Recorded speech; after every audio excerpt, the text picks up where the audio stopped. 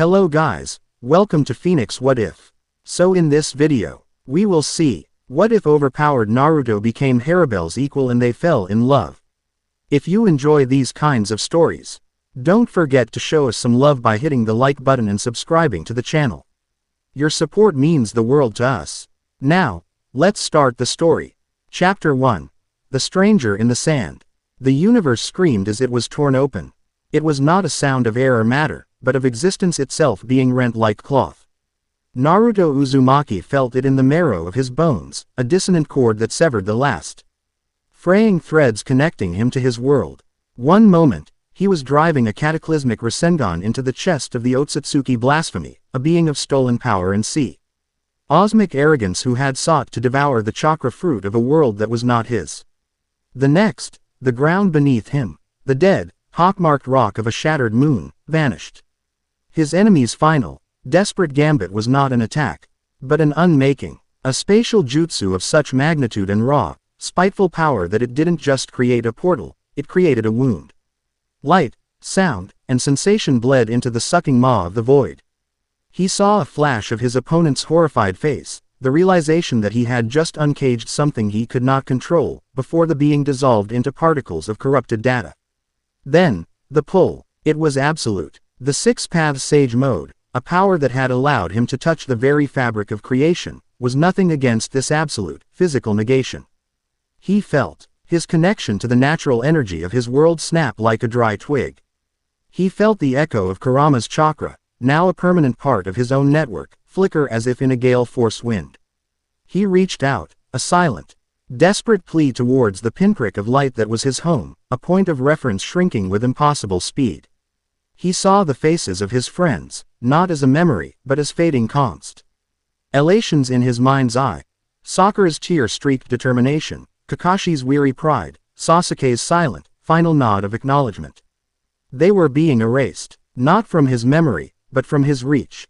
The bond, the intangible tether of fate and chakra that connected him to them all, was stretching, thinning, and then it was gone. The severance was the most profound agony he had ever known. It was worse than any physical wound. Worse than the loneliness of his childhood, worse than the pain of losing his master.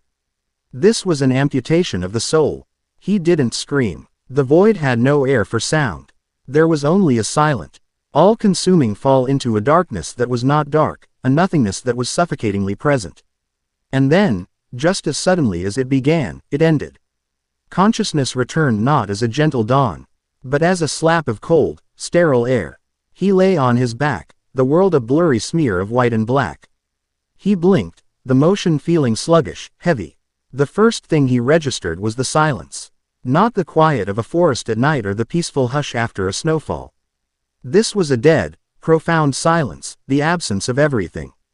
No birds, no wind, no rustling leaves, no distant hum of a village. Nothing. He pushed himself up, his limbs protesting with a dull ache.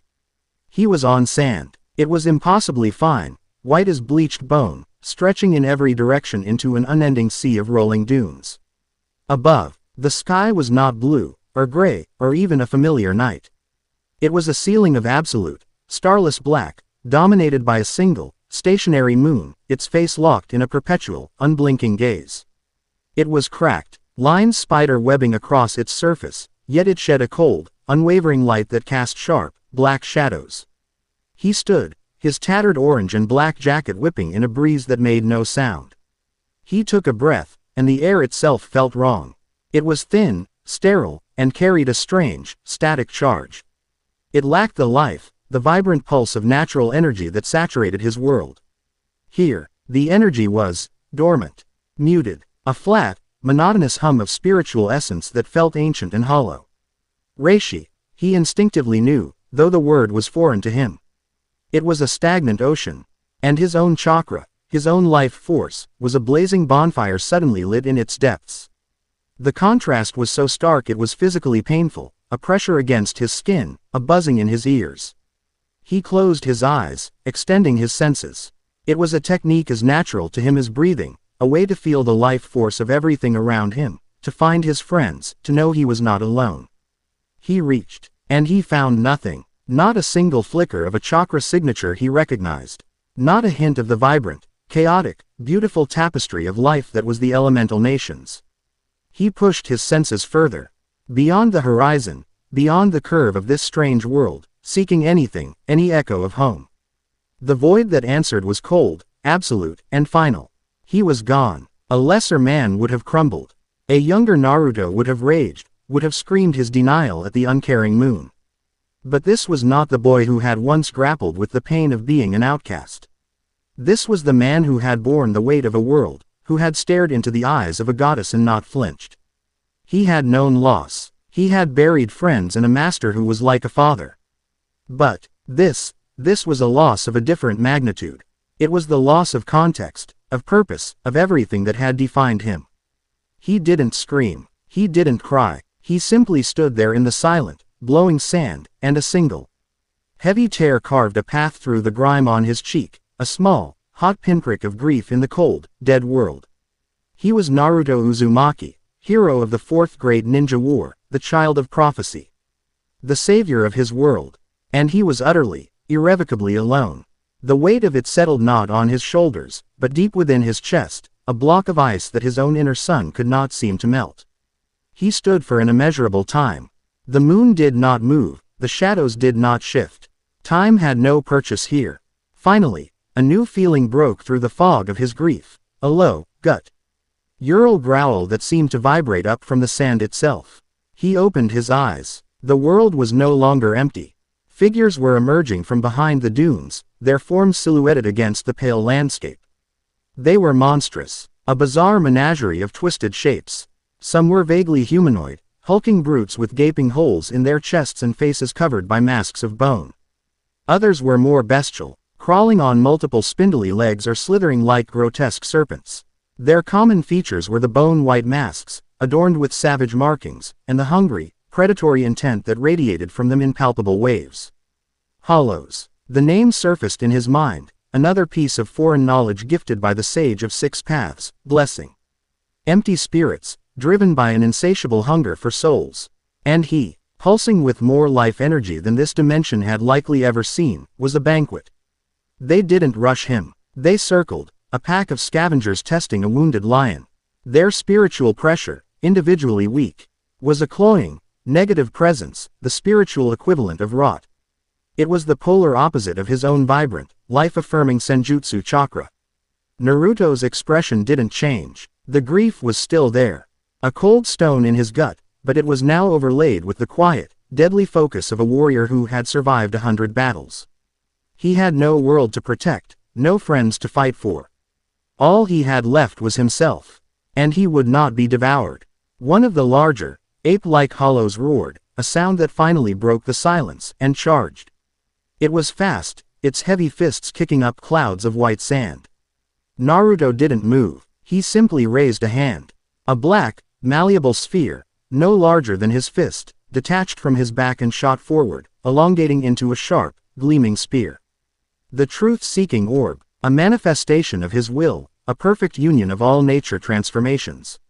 It moved with a speed that defied physics, passing through the hollow's shoulder. There was no sound of impact. No spray of blood. Where the orb touched the hollow, its matter simply ceased to exist. The creature's charge faltered, its arm and a chunk of its torso vanishing into nothingness. It stared at the clean, spherical hole in its body, a look of confused terror in its vacant eye sockets, before its entire form destabilized and dissipated into black and red particles. The others froze. They possessed a primal intelligence, and it was screaming at them that this was not prey. This was a predator of a higher order. Naruto took a single step forward, the sand crunching under his boot. He felt no satisfaction, no anger, just a profound, weary emptiness. These things were a part of this world's broken cycle, a problem to be dealt with. Go, he said, his voice raspy but clear, carrying unnaturally far in the still air. Find something else to eat. I am not on the menu today. His warning was met with a chorus of hisses and screeches. The promise of the feast he represented was too great to ignore. A wave of them surged forward, dozens now, their collective hunger a tangible force.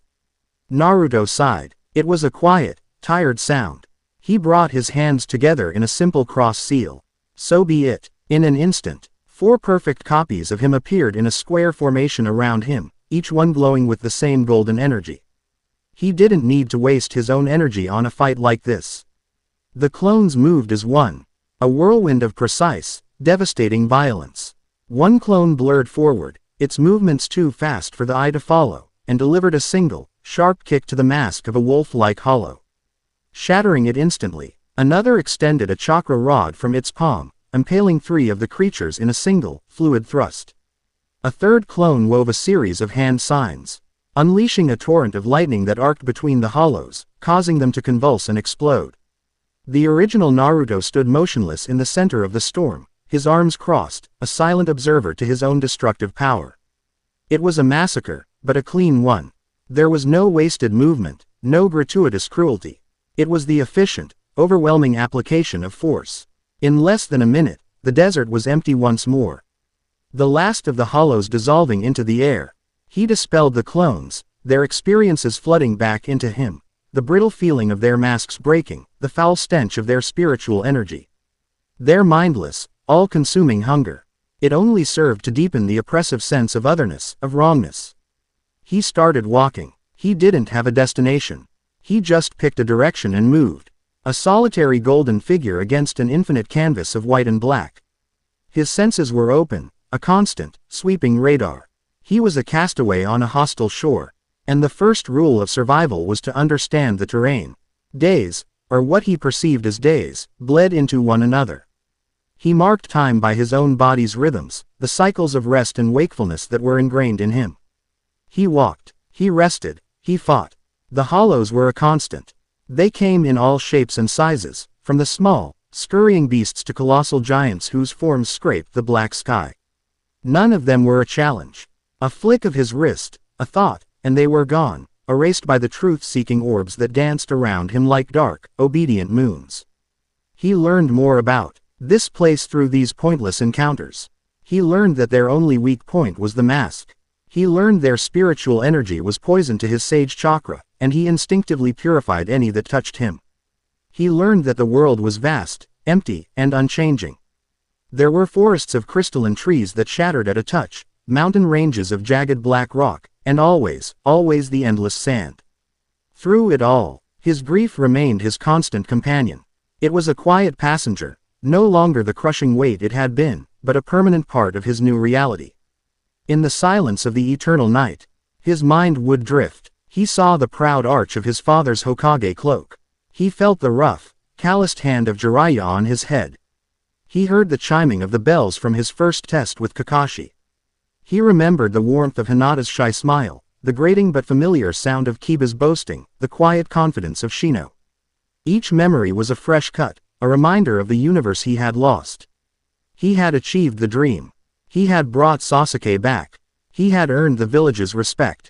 He was on the cusp of becoming Hokage, of building a family, of finally having the peace he had fought so long and hard for. And it had all been stolen in a single, silent instant. The irony was a bitter pill.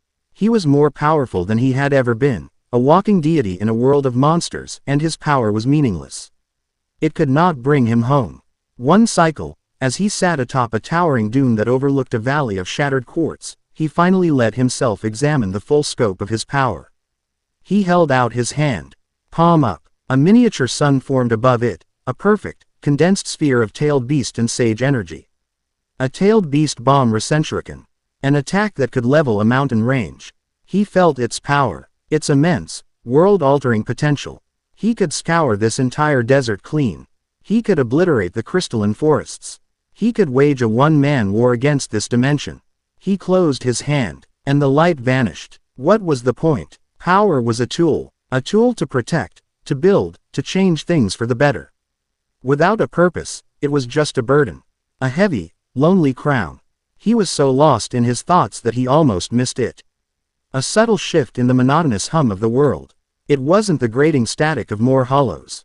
This was different. It was focused, intelligent, and powerful, immensely powerful. His head snapped up, his blue eyes scanning the horizon. For the first time since his arrival, a flicker of something other than grief or weariness stirred in him. It was the sharp, honed instinct of a shinobi sensing a worthy opponent. He saw nothing at first. Just the endless white. But the feeling grew stronger, a pressure building in the atmosphere. Then, his sage-enhanced vision picked them up. 3, no, 4 specks, miles away, closing the distance with a speed that was impossible for any creature he had yet encountered. They weren't running. They were gliding above the sand, leaving no trace. This was what he had been waiting for. Not a fight, not a challenge, but contact. The first sign of intelligent, organized life. The first chance for answers. He didn't move from his perch. He simply watched them approach, a calm, waiting stillness settling over him. He let the golden glow of his chakra cloak recede, leaving him in his simple black pants and the tattered remains of his jacket. Let them see the man, not the monster. The alarm that sounded in the throne room of Las Noches was not a shrill siren, but a deep, resonant chime that vibrated through the very walls of the fortress. It was a sound that had not been heard since the fall of its former master. It signified only one thing: the appearance of a spiritu. Al pressure so immense it registered on the palace's deepest, most ancient sensors. Here Harribel sat on her throne of bone, her expression as impassive as the mask fragment that covered the lower half of her face. The throne room was vast, stark, and cold, its white walls and pillars seeming to absorb all warmth. It was a space designed for a tyrant, but its current occupant ruled not through terror, but through the promise of sanctuary. Before her stood her Fracken, her loyal Trace Bastias. Emilo Apache, her form lean and predatory, paced like a caged animal, her single horn seeming to twitch with agitation. "What is that?" she snarled. "It feels disgusting. It's too bright, too alive. It's bigger than anything I've ever felt," Cyan Sung Sun added, her voice a low, serpentine hiss. She stood with her arms crossed, one long sleeve obscuring her mouth, her green eyes narrowed in suspicion. "It makes Aizen's Ryutsu feel like a candle flame in a hurricane." Francesca Mila Rose cracked her knuckles, a grin stretching her lips that was all teeth. "Whatever it is, it's powerful. Let's go kill it. Claim its power for Queen Harribel." Harribel held up a hand, and the chatter ceased instantly. Her amber eyes were fixed on the far wall, as if she could see through the fortress, through the endless desert, to the source of the disturbance. She could feel it. Sung Sun was right. Aizen's power had been a vast, deep ocean of carefully controlled malice. Barrigan's was an oppressive, choking tide of decay. This was different. This was a star. It was a power that was not inherently malicious. It was pure, overwhelming, and radiated a sense of vitality that was fundamentally alien to Hueco Mundo. It was the energy of creation in a realm of entropy. It was an anomaly of such magnitude that it threatened to unbalance the delicate, brutal equilibrium she had fought so hard to establish. "It is not a hollow," Harribel stated, her voice a calm, measured alto that carried the weight of command. "And it does not feel like a Shinigami. The energy is something else." She rose from her throne, her movements fluid and deliberate. She was a queen, and she would not cower in her castle. While a potential god manifested in her domain, to send subordinates would be to show weakness and to sacrifice them foolishly. This was a matter for a sovereign. "We will investigate personally," she declared. "Apache, Mila Rose, Sung Sun, you were with me." A flicker of pride and bloodlust passed between the three Arankar. To be chosen to accompany their queen on such a monumental task was the highest honor. They fell into step behind her without a word, their own formidable spiritual pressures rising to meet the challenge.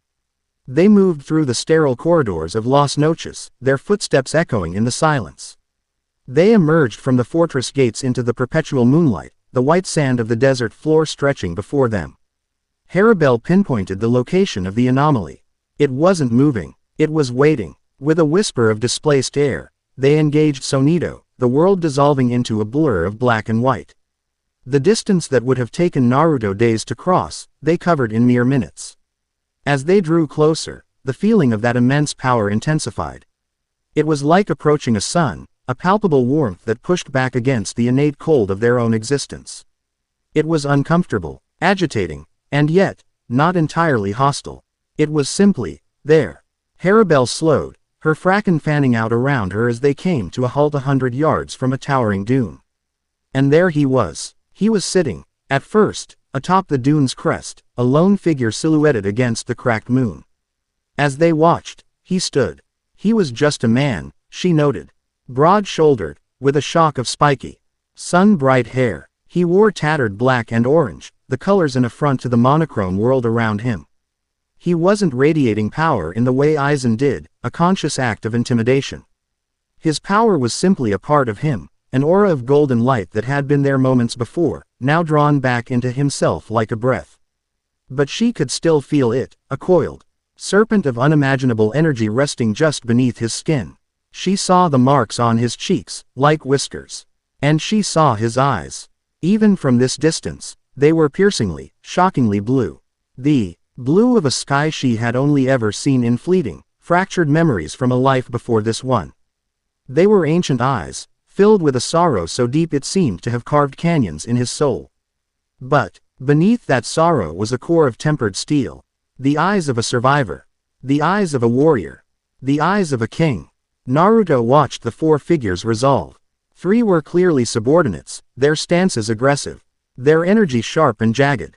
They had animalistic traits: a deer's horn, a lion's powerful build, a serpent's coiled grace. Their faces were partially covered by bone fragments, and their predatory intent was unmistakable. But it was the 4th figure, the one who stood slightly behind them, who held his entire attention. She was tall, regal, her bronze skin a stark contrast to the white desert. A high collar and bone fragment covered her lower face, but it could not hide the aristocratic set of her jaw or the authority in her posture. Her green-tinted blonde hair was styled in a way that was both elegant and practical. She carried a massive, shark-tooth-like weapon on her back, but she made no move to draw it. Her power was the one he had felt first, the deep, calm ocean of spiritual pressure. It was vast, controlled, and possessed a chilling density that spoke of eons of survival and battle. It was the power of a ruler. She was the queen of this barren land. He knew it with an instinct that transcended logic. For a long moment, no one moved.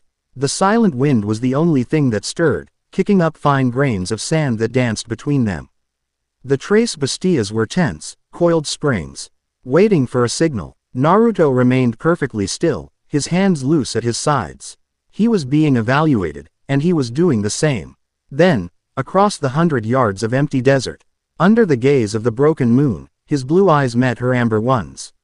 In that single, silent exchange, a universe of understanding passed between them.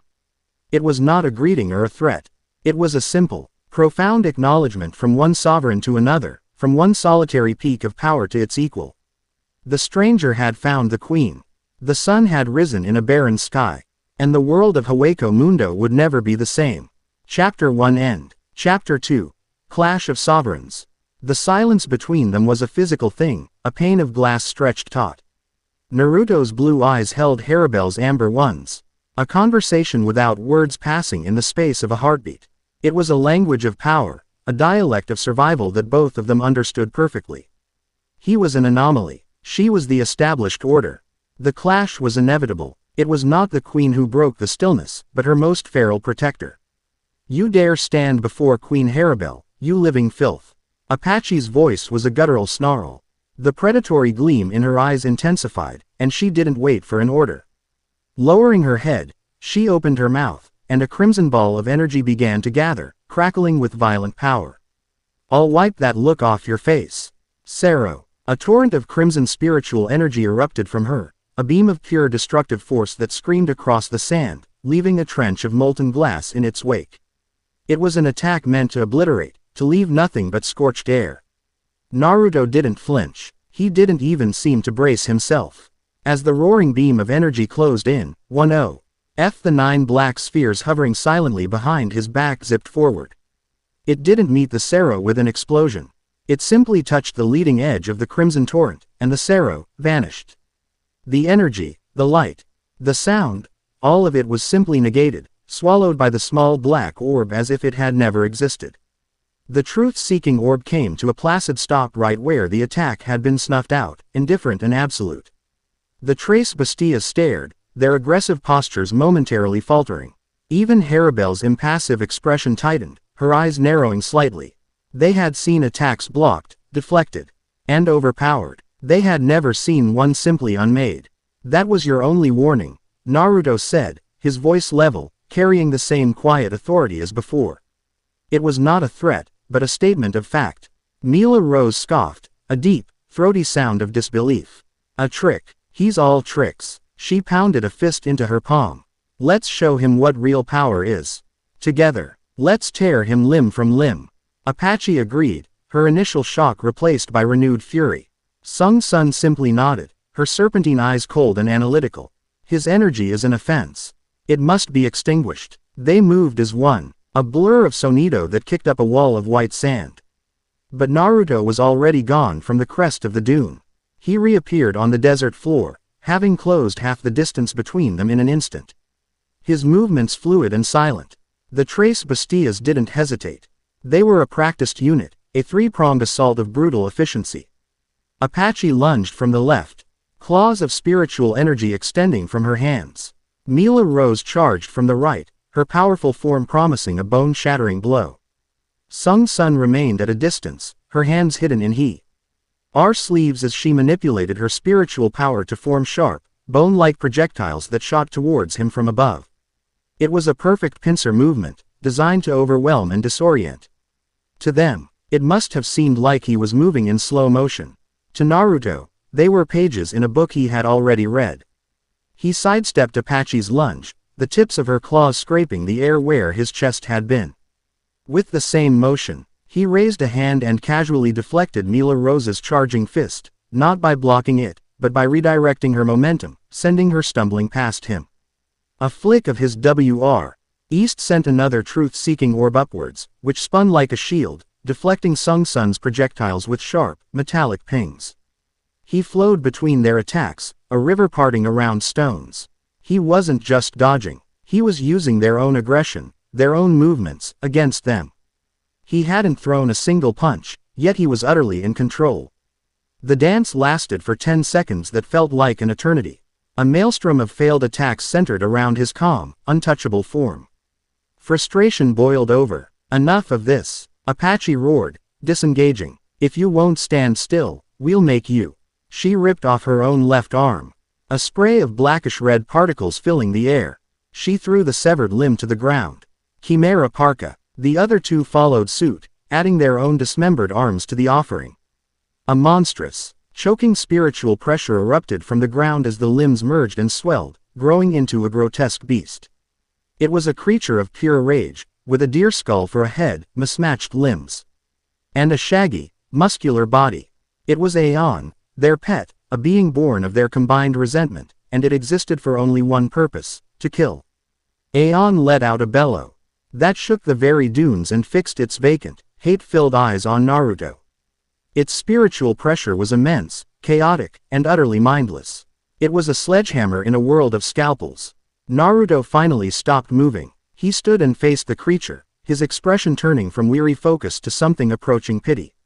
You made that, from yourselves, he murmured, a flicker of understanding in his eyes. You sacrificed a part of yourselves for power. He had seen it before. It was a path he understood all too well. Aeon charged, its speed belying its bulk. It was a living battering ram, aimed squarely at him. This time, Naruto met the charge head-on. He held up his right hand, and a sphere of swirling, brilliant blue chakra materialized in his palm, whining like a miniature hurricane. It grew rapidly, far larger than his standard Rasengan, fed by the pure, potent natural energy of his Sage mode. Sage Art. Massive Rasengan. He didn't just push it forward. He met Aeon's charge and slammed the sphere of churning life energy into the creature's chest. The impact was not an explosion.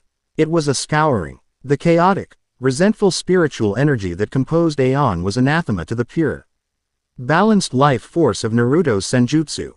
The Rasengan didn't just tear through the monster, it unwound it, purified it, erased it.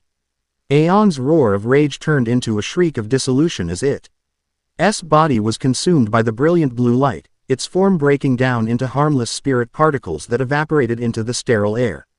In seconds, the monster was gone. The Tres Bastias stared in stunned silence. Their trump card not just defeated, but annihilated with contemptuous ease. They clutched their regenerating arms, their bravado shattered, replaced by a primal fear. This being was not just powerful. He was a force of nature, a predator whose existence invalidated their own. Naruto stood in the aftermath, the last of the Rasengan's light fading from his hand. He looked at the three Urankar, now huddled together. And then his gaze lifted, past them, to the queen who had watched the entire exchange without moving a muscle. "Are you done letting your soldiers test the water?" Naruto asked, his voice calm. "Or is it your turn now?" Harribel's hand went to the hilt of the massive weapon on her back. The movement was slow, deliberate, each inch of the motion filled with unspoken weight.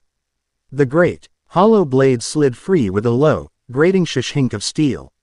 It was less a sword and more a massive, sharpened fang, crude but brutally effective. "They are not my soldiers," she said, her voice a low, dangerous hum. "They are my Fracken, and you have trespassed in my kingdom and harmed them." She took a step forward, her own immense spiritual pressure, which she had kept leashed, now unfurling like a physical presence. It was a cold, heavy blanket of power, the pressure of the deep ocean, promising to crush anything that did not belong. "For that, you will answer to me." In a flicker of Sonito, she was gone. Naruto's eyes widened slightly. She was faster than her subordinates, far faster. He brought up a truth-seeking orb and shaped it into a long, black staff just in time to block her downward slash. Clang! The impact was deafening. A shockwave erupted from the point of contact, blasting a crater 50 feet in diameter into the desert floor. The sand was kicked up into a blinding cloud. Naruto's feet had sunk a foot into the rock-hard ground beneath the sand from the sheer force of the blow. This was different. This was real. He pushed back, shoving her blade away, and their true battle began. It was a whirlwind of black, gold, and turquoise. The clang of his black staff against her Zanpakuto became a continuous, percussive rhythm.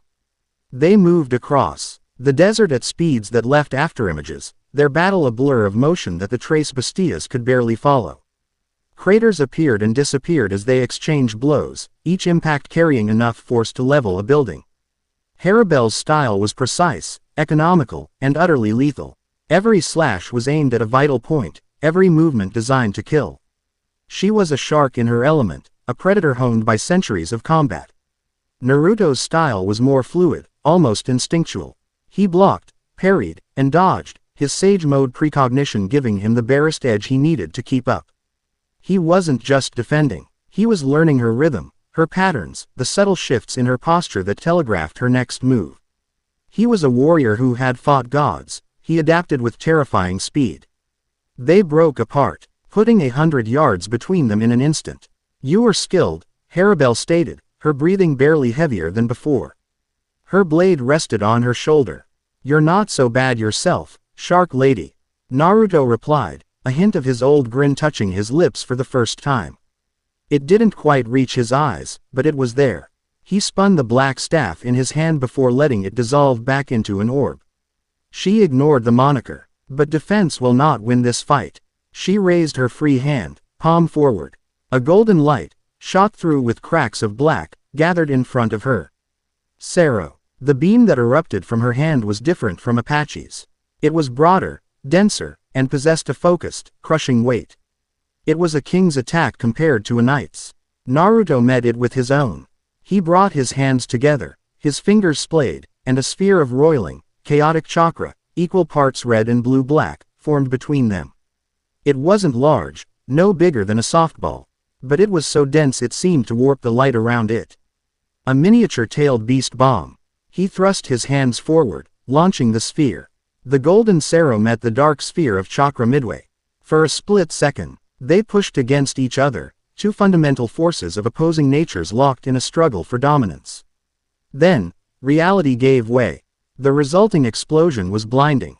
A dome of pure white energy expanded outwards, vaporizing the sand and turning the desert floor into a sea of molten glass. The sound was a deafening roar that rolled across the dunes for miles. The Tres Bastias were thrown back, tumbling through the air, their own hierro barely protecting them from the blast wave. When the light faded, Naruto and Harribel stood in the center of a mile-wide crater of glowing, cooling glass. Both were singed, their clothes torn further, but they were otherwise unharmed. They stared at each other across the newly formed wasteland, the proof of their power laid bare. A silent acknowledgement passed between them.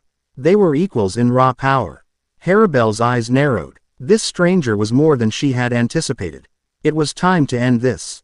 She held her Zanpakuto before her. Blade pointed down. Destroy, she commanded, her voice dropping an octave.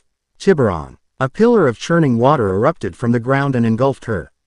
Her spiritual pressure skyrocketed, a tsunami of power that dwarfed what she had released before. When the water subsided, her form had changed. The mask fragment on her face was gone, revealing her full features. A pauldron of bone covered her left shoulder. Her clothing was more revealing and battle-ready, and the massive sword was now a part of her right arm, a vast, shark-toothed blade of bone and reishi. She had become the weapon. This world is an ocean, she declared, her voice now echoing with a watery resonance. And I am its apex predator.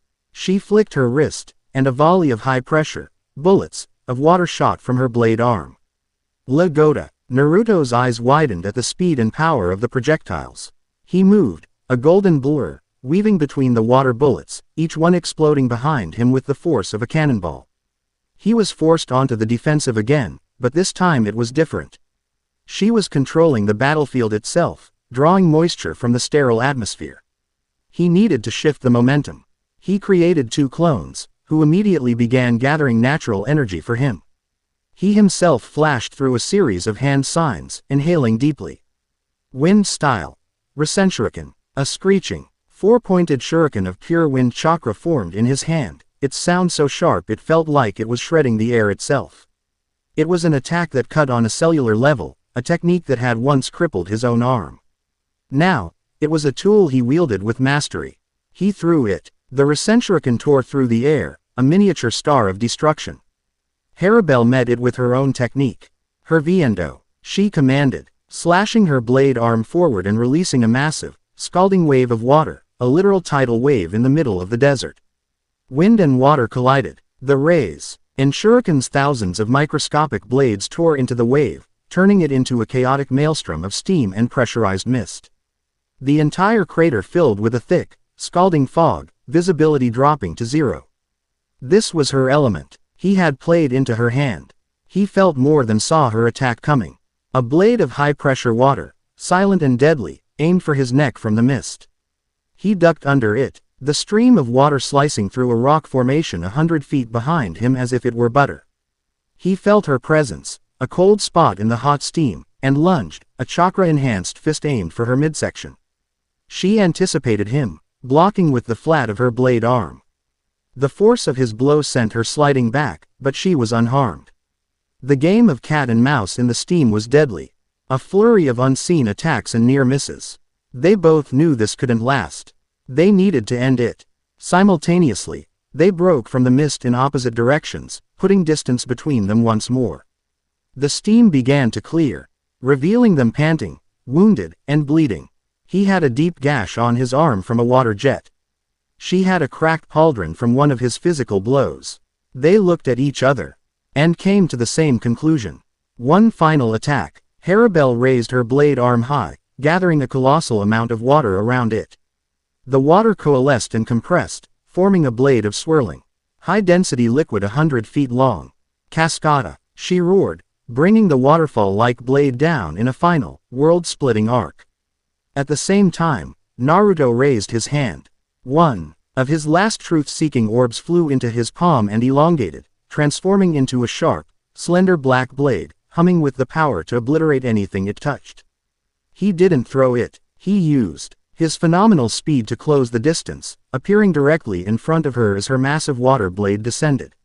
He ignored the larger attack, his eyes locked on hers, his own black blade aimed directly at the center of her throat. Time seemed to slow to a crawl. Her cascada was inches from his head, a force that could slice the entire crater in two. His blade was a centimeter from her skin, a power that could erase her from existence. They had a clean, fatal shot, a guaranteed kill, and in that final, stretched-out moment, their eyes met. In her amber eyes, he didn't see a monster. He saw a queen, fierce and protective, fighting for her territory, for her people. He saw the immense weight of her duty, the loneliness of her throne. In his blue eyes, she didn't see a mindless invader or a creature of pure destruction. She saw a warrior, impossibly powerful but marked by a profound sadness. She saw a code, a flicker of restraint even in the face of overwhelming power. She saw an equal. Simultaneously, they hesitated. The thought was the action. The colossal blade of water dissolved into a harmless shower, drenching Naruto but carrying no force. His black blade retracted, turning back into a sphere that hovered placidly by his shoulder. The silence that fell was absolute, broken only by the sound of their ragged breathing and the gentle patter of the last few drops of water hitting the glassy floor of the crater. The battle, for all its sound and fury, was over. "Why?" Harribel asked, her voice raspy, the first to break the stillness. "Why did you stop?" Naruto let out a long breath. The golden glow of his sage mode finally receding, leaving him looking tired and far too young. "Could ask you the same thing," he said. He nodded towards her Fracken, who were slowly picking themselves up in the distance, staring in awe and terror. "You weren't fighting to kill me. You were fighting to protect them. And to see what I was." The blunt accuracy of his statement seemed to surprise her more than any of his attacks. What are you?" she asked, her voice devoid of its earlier aggression, now filled with a wary, demanding curiosity. He gave a small, humorless smile. The grief he carried was once again visible in the lines around his eyes. "My name is Naruto Uzumaki," he said, the name feeling strange on his tongue in this alien world. "And I think I'm lost." His simple, honest answer hung in the air between them. He wasn't a conqueror. He wasn't a god-seeking worship. He was a castaway. A powerful, dangerous, and unpredictable castaway. Harribel looked at him, truly looked at him. For the first time, she looked at the raw power he held in check, the sadness that clung to him like a shroud, and the undeniable strength of character it took to hold back at the final moment. He was a force that could shatter her fragile kingdom. Or, perhaps, a shield that could protect it. To leave him wandering her domain was not an option. To make him an enemy was suicide. That left only one logical, strategic path. "Los Noches," she said, her voice regaining its regal composure. "My fortress. You will come with me. You will be my guest." Her Fracken's jaws dropped. "Queen Harribel," Apache protested, finding her voice. "You can't. He's a monster. He is an unknown," Harribel corrected, her gaze never leaving Naruto's. "And I will not allow an unknown this magnitude to roam my kingdom unchecked. The offer is not a request." Naruto looked from her to the distant, monolithic structure he could just make out on the horizon, a fortress of impossible size piercing the black sky. A guest. He knew what that meant. A gilded cage. A place where she could watch him, study him. But it was also a place with answers. It was the center of power in this dead world. It was his only lead. His only chance to figure out where he was, what had happened, and if there was any way back. Surviving out here was easy. Understanding was the real challenge. He met her unwavering gaze. His own just as firm. He would not be a prisoner. He would not be a pet. He would enter this arrangement as he had met her in battle, as an equal. "A guest," he repeated, tasting the word. "I can do that, for now." A flicker of something, surprise, perhaps even respect, passed through her amber eyes. She gave a single, sharp nod. She turned and began the long walk back toward her fortress, her Fracken scrambling to fall into step behind her, casting nervous, hateful glances back at him. Naruto took one last look at the destroyed landscape, a testament to the clash of two sovereigns. Then, with a deep breath that tasted of ozone and sterile sand, he followed. He walked into the heart of his new reality, a stranger entering the den of the shark, not as prey, but as something else entirely. Chapter 2 End. Chapter 3. The Gilded Cage. The gates of Los Noches were a testament to the ego of a dead god. They were colossal, bone-white structures that slid apart with a groaning, cavernous sound, revealing a passage into the heart of the fortress. Naruto followed Harribel through them, the Tres Bastias flanking him like wary wolves, their spiritual pressure a constant, prickling static at the edge of his senses. The instant he stepped inside, the oppressive nature of the fortress settled on him. The air was cold, still, and utterly sterile. The corridors were vast, cathedral-like hallways of seamless white material that seemed to drink the light and swallow all sound. His footsteps, which should have echoed, were dampened into soft thuds. It was not a home, it was a mausoleum. A monument to emptiness. His sage-mode senses, attuned to the life force and energy of his surroundings, were in agony. This place was a symphony of predators. He could feel hundreds, perhaps thousands, of individual spiritual pressures, a complex web of malice, hunger, and ambition layered one on top of the other. They were Arrancar, he knew, the half-hollow, half-Shinigami beings that populated this fortress.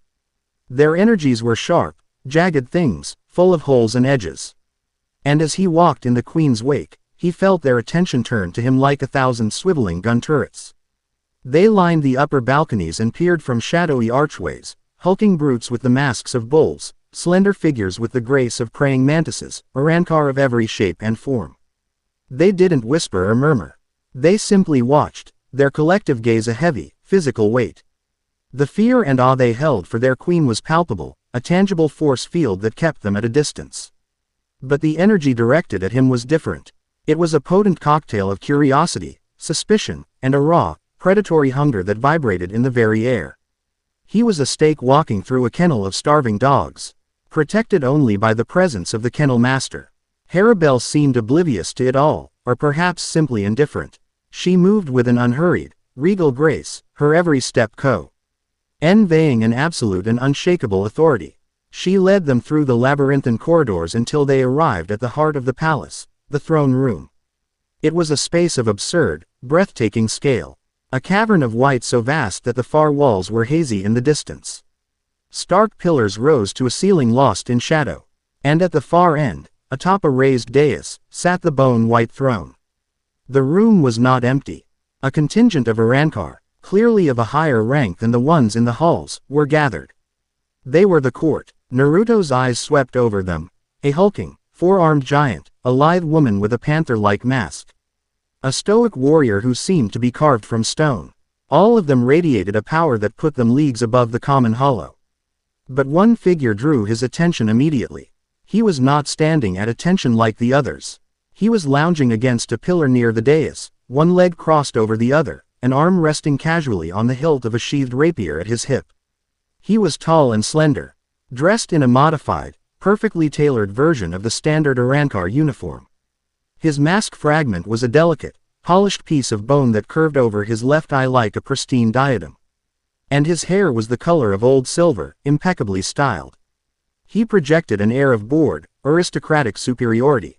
But beneath the polished veneer, Naruto felt a spiritual pressure that was cold, stagnant, and ancient, like the air at the bottom of a forgotten crypt. This was a power that had festered, not grown. As Harribel ascended the steps to her throne, the silver-high red Arrancar pushed himself off the pillar with a sigh of theatrical weariness. "Queen Harribel," he said, his voice smooth as silk but laced with a condescending drawl. "You return. And you have brought a stray." His eyes, a chilling shade of pale violet, flicked to Naruto, dismissing him with a single glance. "I must confess, I am surprised. When the alarms sang of a new god in our midst, I had hoped for something of substance. Not a living, breathing infection still wrapped in the rags of his mortal world." The temperature in the room seemed to drop several degrees. The other Arrancar tensed, their eyes shifting between their queen and the audacious noble. "Lord Zielis," Harribel said, her voice flat and cold. She did not sit. She stood before her throne, a sovereign addressing a subordinate. "You forget your place." Zielis gave a small, courtly bow that was dripping with insincerity. "On the contrary, my queen. I am keenly aware of my place. And it is the place of one who remembers the foundations of our kingdom. Hueco Mundo is for hollows. Our evolution into Arrancar was a triumph, a casting off of the weakness of the soul to embrace a purer, stronger existence. This thing," he gestured vaguely at Naruto, "as an affront to that ideal. It reeks of life, of sunshine and all the petty, fragile emotions we have long since transcended. To bring it into the heart of Las Noches, is this the new way? Shall we open our doors to all the lost souls of the living world? Will you make this fortress a charity?" The accusation was clear, a poisoned dart aimed at the heart of her authority. He was painting her as weak, her rule a sentimental deviation from the brutal pragmatism of their past. "He is under my protection," Harribel stated, her voice leaving no room for argument. "My decision is final. You will treat him as my guest. Xylus's lips curved into a cruel, knowing smirk. Your guest, or your new pet. Barragan had his court of horrors. Eisen had his army of sycophants. And now, Queen Harribel has a living curiosity to play with. A novel distraction from the burdens of the crown, I'm sure. He finally turned his full attention to Naruto, his violet eyes filled with a mixture of contempt and clinical interest. Tell me, human, do you perform tricks? Do you beg for your supper? Apache and Mila Rose bristled, their hands twitching towards their own blades, ready to defend their queen's honor. But Naruto held up a hand, a small, placating gesture, stopping them before they could move. He took a slow step forward, his blue eyes calm, holding Xylus's gaze. The old Naruto would have been screaming, his fists clenched, but this was a different man, one who had learned that the loudest voice in the room is rarely the most powerful.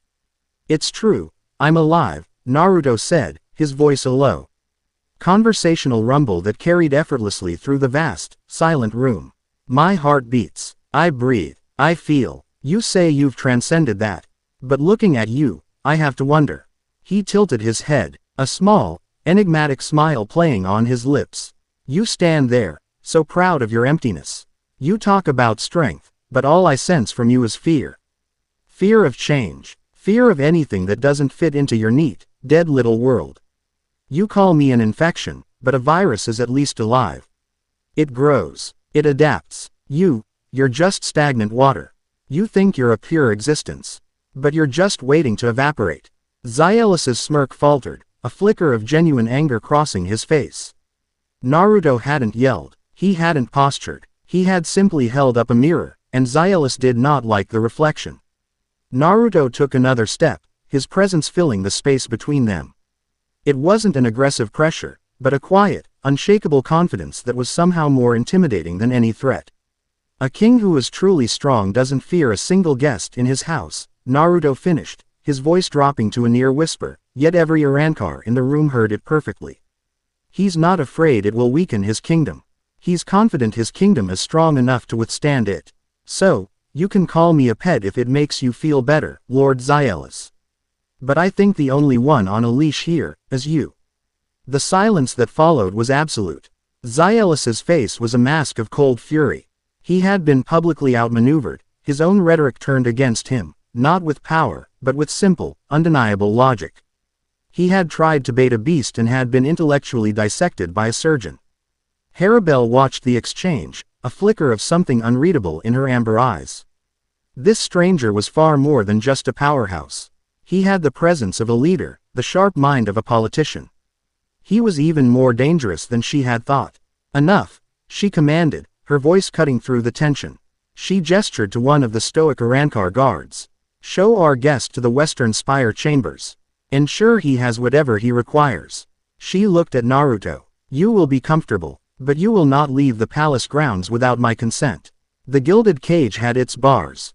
Naruto simply nodded, accepting the terms. As he was led away, he could feel Xylus's venomous glare on his back. A promise of future conflict. The chambers were luxurious, in a cold, sterile way. A vast, circular room with a high, vaulted ceiling and a single, immense window that offered a panoramic view of the unchanging white desert. The furniture was carved from the same bone-like material as the rest of the fortress. It was a comfortable prison, designed to impress and to isolate. Naruto stood before the window, looking out at the moonlit emptiness. He replayed the scene in the throne room. Xylus was a problem, an obvious one. A traditionalist, an ideologue who saw Naruto's very existence as a threat. But he was just a symptom of the larger issue. This world, this society, was built on a foundation of devouring others to survive. Harribel seemed to be trying to change that, to build a sanctuary instead of a feeding ground. He found a flicker of respect for her in that, a goal he could understand. He sighed, running a hand through his hair. He felt the tatters of his jacket, the fabric stiff with sand and dried blood. It was the last physical piece of his home, and it was falling apart. He shrugged it off, holding it in his hands. It was torn at the shoulder, the back shredded from his battle. He laid it flat on the large, cold bed. Closing his eyes, he focused. He molded a small piece of his chakra, imbuing it with the concept of creation, the fundamental principle of the yin-yang release gifted to him by the sage. He laid his hands over the jacket, and a soft, pearlescent light enveloped the fabric. The torn threads knit themselves back together. The shredded holes were rewoven. Molecule by molecule, the grime and blood faded, replaced by the original, vibrant orange and black. In moments, the jacket was whole again, as new as the day he'd first put it on. It was a small thing. A parlor trick for a being of his power. But as he looked at the restored garment, a piece of his home made whole again by his own hands, he felt a sliver of the ice in his chest begin to melt. He could not rebuild his lost world, but he could still create. He could still mend what was broken. It was a start. A few hours later, a sharp rap on his door broke his solitude. He opened it to find the Tres Bestias standing there, their expressions a mixture of hostility and grudging curiosity. Apache stood front and center, her arms crossed, her horn seeming to point at him like an accusation. "The Queen sent us," she clipped, not meeting his eye. "She said to ensure your needs are met." She spat the last words out as if they were poison. "I'm fine," Naruto said simply. "But thanks for checking." He began to close the door. "Wait," a different voice said. It was Sung-sun, her serpentine eyes narrowed on him. "That thing you did, to Aeon. That blue light, what was it?" "It was my energy," Naruto replied. "It's different from yours." "It felt foul," Apache sneered. "Like it was trying to burn us from the inside out." "It felt alive," Mila Rose corrected, her gaze more analytical than hostile. "Like the sun. It didn't just destroy Aeon. It unmade him." Naruto's sage senses, always active, picked up on something. A subtle dissonance in Sung-sun's spiritual energy. It was faint, a slight stutter, in the flow of reishi around her left shoulder. It felt old, like a poorly healed wound that had become a permanent part of her. "Your shoulder," Naruto said, his gaze shifting to the spot. "It bothers you, doesn't it?" "An old injury." Sung-sun stiffened, her hand subconsciously going to her shoulder. "What of it?" "It is none of your concern, human." "It was from a fight with a Jillian-class Manos, wasn't it?" Naruto continued, his senses reading the memory of the energy that had caused the wound. "Its Sero had a corrosive property. Your regeneration patched the hole. But the energy's poison lingered. It's woven into your spiritual body. That's why it aches when you exert yourself." The three of them stared at him, stunned into silence. He had just diagnosed a chronic injury he couldn't possibly have known about with pinpoint accuracy. How could you know that?" Sung-sun whispered, her composure finally breaking. "I can feel it," Naruto said simply. "And I can fix it." Apache burst into harsh laughter. "Fix it? Are you a fool? An injury of the soul is permanent. Only by evolving to a higher form can such flaws be erased." "Not always," Naruto said. He held out his hand. Palm up. A gentle, emerald green light, warm and soft, cooled in his palm. It was not the destructive power of his Rasengan or the absolute negation of his truth-seeking orbs. This was the gentle, restorative energy of the mystical palm technique, amplified by the life-giving properties of his sage chakra. "Let me see it. I won't hurt you." Sung-sun looked the warm light in his hand to her companions. Mila Rose gave a slight, curious nod. Apache looked like she wanted to spit.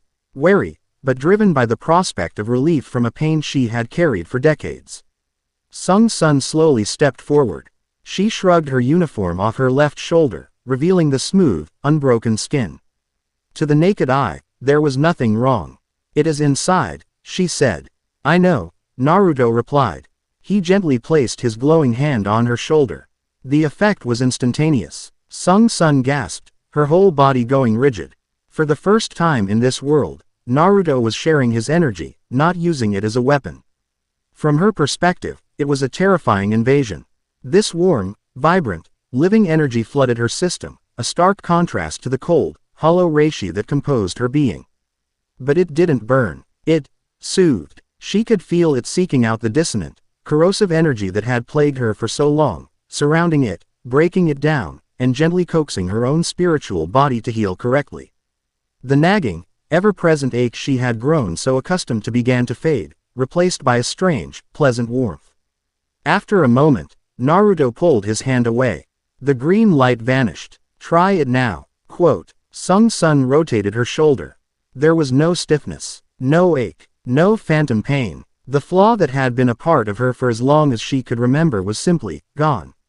She looked at him, her green eyes wide with disbelief and something else, something akin to awe. It's gone, she breathed. Apache and Mila Rose stared, speechless. He hadn't just performed a trick. He had demonstrated a power that fundamentally contradicted the laws of their existence. He had healed a wound of the soul without devouring or destroying anything. He had created wholeness from brokenness. He hadn't asked for payment. He hadn't demanded loyalty. He had just done it. Why? Mila Rose asked, her voice uncharacteristically soft. Naruto just shrugged, a small, genuine smile finally reaching his eyes. It looked like it hurt. He closed the door, leaving the three of them standing in the silent white corridor, their entire understanding of strength and power shaken to its very core. Later, a summons came. Queen Harribel requested his presence. He found her waiting not in the throne room, but in a vast, open-air training ground deep within the fortress. She stood at the edge of a precipice that dropped down into the Manos forest, a sea of towering, identical quartz trees that pulsed with a dim, collective light. There is something you should see, she said without preamble, and leapt from the edge. Naruto followed without hesitation, landing softly beside her on the forest floor. The air here was different. Thicker, heavier, saturated with the crushing ritual pressure of the countless Jillions that dwelled below the forest floor. The ground was white sand, and the trees were giant quartz pillars that seemed to hum with a low energy. She led him to a clearing. The sight that awaited them was disturbing. Several hollows lay dead on the ground. But they weren't killed in battle. Their bodies were grotesquely twisted. Crystalline growths, like jagged, black tumors, erupted from their bodies. Their masks were warped, melted into expressions of silent agony. The reishi in the air around them was chaotic, a dissonant screech on a spiritual level. We found them this morning, Harribel said, her voice tight. They were not killed by another hollow, nor a Shinigami. It is as if they simply came apart. Naruto knelt by one of the corpses, his hand hovering over it. He closed his eyes, focusing his senses. The energy signature was faint, but it was unmistakably familiar. It was a cold, empty static. An energy of pure entropy. It was the echo of the void that had torn him from his world. This wasn't a disease, Naruto said, standing up. This was an unmaking. Something is corrupting them from the inside out, turning their own energy against them. He looked at Harribel, his expression grim. I've felt this energy before. It's what brought me here. The implications of his words hung heavily in the dead air of the forest. The force had stranded him was now a plague in her kingdom. His problem had just become hers. They returned to the palace in silence, the weight of this new, unseen threat settling upon them. That evening, he found her on a high balcony overlooking the endless desert. They stood side by side, not speaking for a long time, watching the unchanging moon. Sacrifice, she said suddenly, her voice quiet. To become what we are. We Arankar sacrificed our hearts, our pasts. We devoured our brethren to escape the madness of the swarm. It is the law of this world. You sacrifice the weak to empower the strong. Naruto looked out at the moon. His thoughts drifting back to a bridge shrouded in mist, to a battlefield littered with friends. In my world, we have a different view, he said, his voice equally quiet. We believe the strong are supposed to sacrifice themselves for everyone else. A teacher sacrifices his life to save his student. A friend sacrifices his own body to be a shield. A leader takes on all the pain and hatred of the world so others can live in peace. He thought of Jiraiya, of Neji, of his father. It's not about devouring others to raise yourself up. It's about protecting your bonds. Because those bonds are what make you truly strong. Harribel was silent for a moment, processing his words.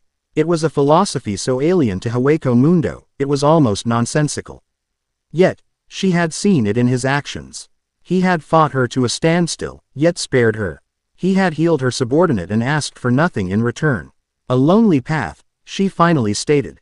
It can be, Naruto admitted. A flicker of his own profound loneliness crossing his face. Being the one everyone relies on, it's a heavy weight. She looked at him, and for the first time, he saw past the queen, past the predator. He saw the vasto lord who had wandered this desert alone for centuries, the ruler who sat on a throne in an empty room, surrounded by subjects but connected to none. He saw her loneliness, and it was a mirror of his own. Yes, she said, her voice a soft breath of sound. It is. In the shared silence that followed, a new understanding was forged. The animosity of their battle was gone, replaced by a deep, resonant respect. They were from different worlds, a creature of life and a creature of emptiness. But they were both sovereigns. They were both survivors, and they were both utterly alone. The gilded cage was still a prison. But tonight, for the first time, it didn't feel quite so empty. Chapter 3 End. Chapter 4. Echoes Across Dimensions. The Seraite was a place of ordered tranquility. A city of white walls and manicured gardens governed by centuries of tradition. But in the chambers of the Central 46, tranquility was in short supply. The air was thick with a tension that had not been felt since the war with Aizen. It is unacceptable, a wizened old councilman stated, his voice thin and reedy. A spiritual pressure of this magnitude, appearing from nowhere within the borders of Hueco Mundo. It is a declaration of war. A declaration from whom? Shunsui Kyoraku, the captain commander, countered, his voice a lazy drawl that did little to hide the sharp intellect behind his weary eyes. He lounged in his chair, his colorful kimono and sake a splash of irreverent life in the sterile chamber. The signature does not match any known entity. It is not hollow. It is not Shinigami, and it is certainly not Quincy. It is a threat, another councilman insisted. It dwarfs the Ryutsu of the traitor Aizen at the height of his power. It rivals the records of Captain Commander Yamamoto's Bankai. Such power cannot be allowed to fester in the hands of our enemies. It must be investigated, and if necessary, subjugated. Shunsui sighed, tipping his hat down to cover his eyes. Subjugated, he repeated, the word tasting like ash. You make it sound so simple. Like swatting a fly. You're talking about sending our people to subjugate, a walking natural disaster. Hat you're really asking for is a suicide mission. Duty demands it, Captain Commander, the first councilman said, his tone self-righteous. The balance of the three worlds is at stake. The balance, Shunsui murmured. He knew what this was about. Fear. The Shinigami had just survived a war that had nearly annihilated them, first against Aizen, then the Quincy. Their military was depleted, their morale fragile. The appearance of a new, god-tier power was a terrifying wild card they could not afford to ignore. He knew he couldn't put this off. The council was right about one thing. They needed answers. But sending an army was foolish. They needed a scalpel, not a sledgehammer. And perhaps, a very specific kind of mad dog. Very well, he said, pushing his hat back up. His lazy demeanor was gone, replaced by the quiet authority of a man who had seen too many wars. I will dispatch a reconnaissance team. Not an invasion force. Their objective will be to identify the source of this power, assess its intent, and report back. Engagement is to be avoided unless absolutely necessary. He already knew who he would send. He needed precision and power. He needed someone who could analyze a threat without emotion, and someone who could meet overwhelming force with overwhelming force of their own. Byakuya Kuchiki received the summons with his usual stoic grace. He listened to the Captai commander's orders in the quiet solitude of his division's headquarters, his handsome face an unreadable mask. A mission to Hueco Mundo. A power signature of unknown origin. It was a duty, and he would perform it flawlessly. Kenpachi Zaraki received the summons with a wide, bloodthirsty grin that stretched the scar on his face. He was in his division's training yard, his Zanpakuto, Nozarashi, resting on his shoulder. The ground around him was a ruin of shattered rock from his morning warm-up. When his lieutenant, Akaku Madarame, delivered the message, Kenpachi's spiritual pressure flared with unrestrained joy. Ha, so there is something fun happening after all. He boomed, his voice a gravelly roar. A power bigger than Aizen's, you say? In Hueco Mundo. Sounds like a party. He looked down at his tiny, pink-haired lieutenant, Yakiru Kusajishi, who was perched on his shoulder. You hear that, Yakiru? We're going on a trip. Kenny's gonna find someone strong to play with. Yay, fighting, Yakiru chirped, clapping her little hands. Kenpachi's Ryutsu was a jagged, unrestrained wildfire. Byakuya's was a calm, razor-sharp sheet of ice. Sending them together was like pairing a tidal wave with a glacier. Shunsui was not just sending a scalpel and a sledgehammer. He was sending two opposing forces of nature, hoping they would create a controlled explosion rather than an uncontrolled cataclysm. The Garganta ripped open in the skies above Hueco Mundo, a screaming black tear in the eternal night. It was a brutal, unsubtle intrusion, a declaration of their arrival. Byakuya and Kenpachi stepped out, their lieutenants behind them, and landed softly on the white sand. The moment their feet touched the ground, they felt it. Two of them, two colossal spiritual pressures emanating from the distant, monolithic fortress of Las Noches. One was familiar to them from the Winter War, the cold, deep ocean pressure of Tyr Harribel. The other was the anomaly. It was the sun Shunsui had described, a blazing, vibrant, and impossibly dense power that felt fundamentally alien. It wasn't aggressive, but its sheer presence was an overwhelming force. Byakuya's hand instinctively went to the hilt of his sword, Senbon Sakura. His analytical mind was already dissecting the situation. The new power was co-located with the Queen of Hueco Mundo. An alliance, a prisoner, a new ruler. The possibilities were all dangerous. Kenpachi just laughed, a deep, rumbling sound of pure elation. Found him, he roared, his spiritual pressure flaring like a physical beacon. He didn't care about alliances or politics. He had scented two worthy opponents, and his blood was already singing. That's her, the shark woman from the war. And the other one, ha! That's the one I want to fight. Before Byakuya could utter a word of caution, Kenpachi was gone. He didn't bother with Shunpo. He just ran, his immense physical strength propelling him across the desert at incredible speed. Sea King up a rooster tail of sand behind him. He was a missile locked onto its target. That fool, Byakuya muttered, a rare flicker of annoyance crossing his features. The mission parameters were already shattered. Reconnaissance had just become confrontation. With a sigh of resignation, he and his lieutenant, Renji Abarai, vanished in a blur of Shunpo, racing to catch up before Kenpachi single-handedly started another war. Inside Las Noches, Naruto and Harribel felt the intrusion instantly. They were in one of the palace's high-ceilinged archives, examining old star charts and fragmented Rico. RDS for any mention of a weaver of nothingness, or similar cosmic entities. The sudden appearance of two powerful Shinigami signatures was a jarring interruption. Shinigami, Harribel stated, her voice tight.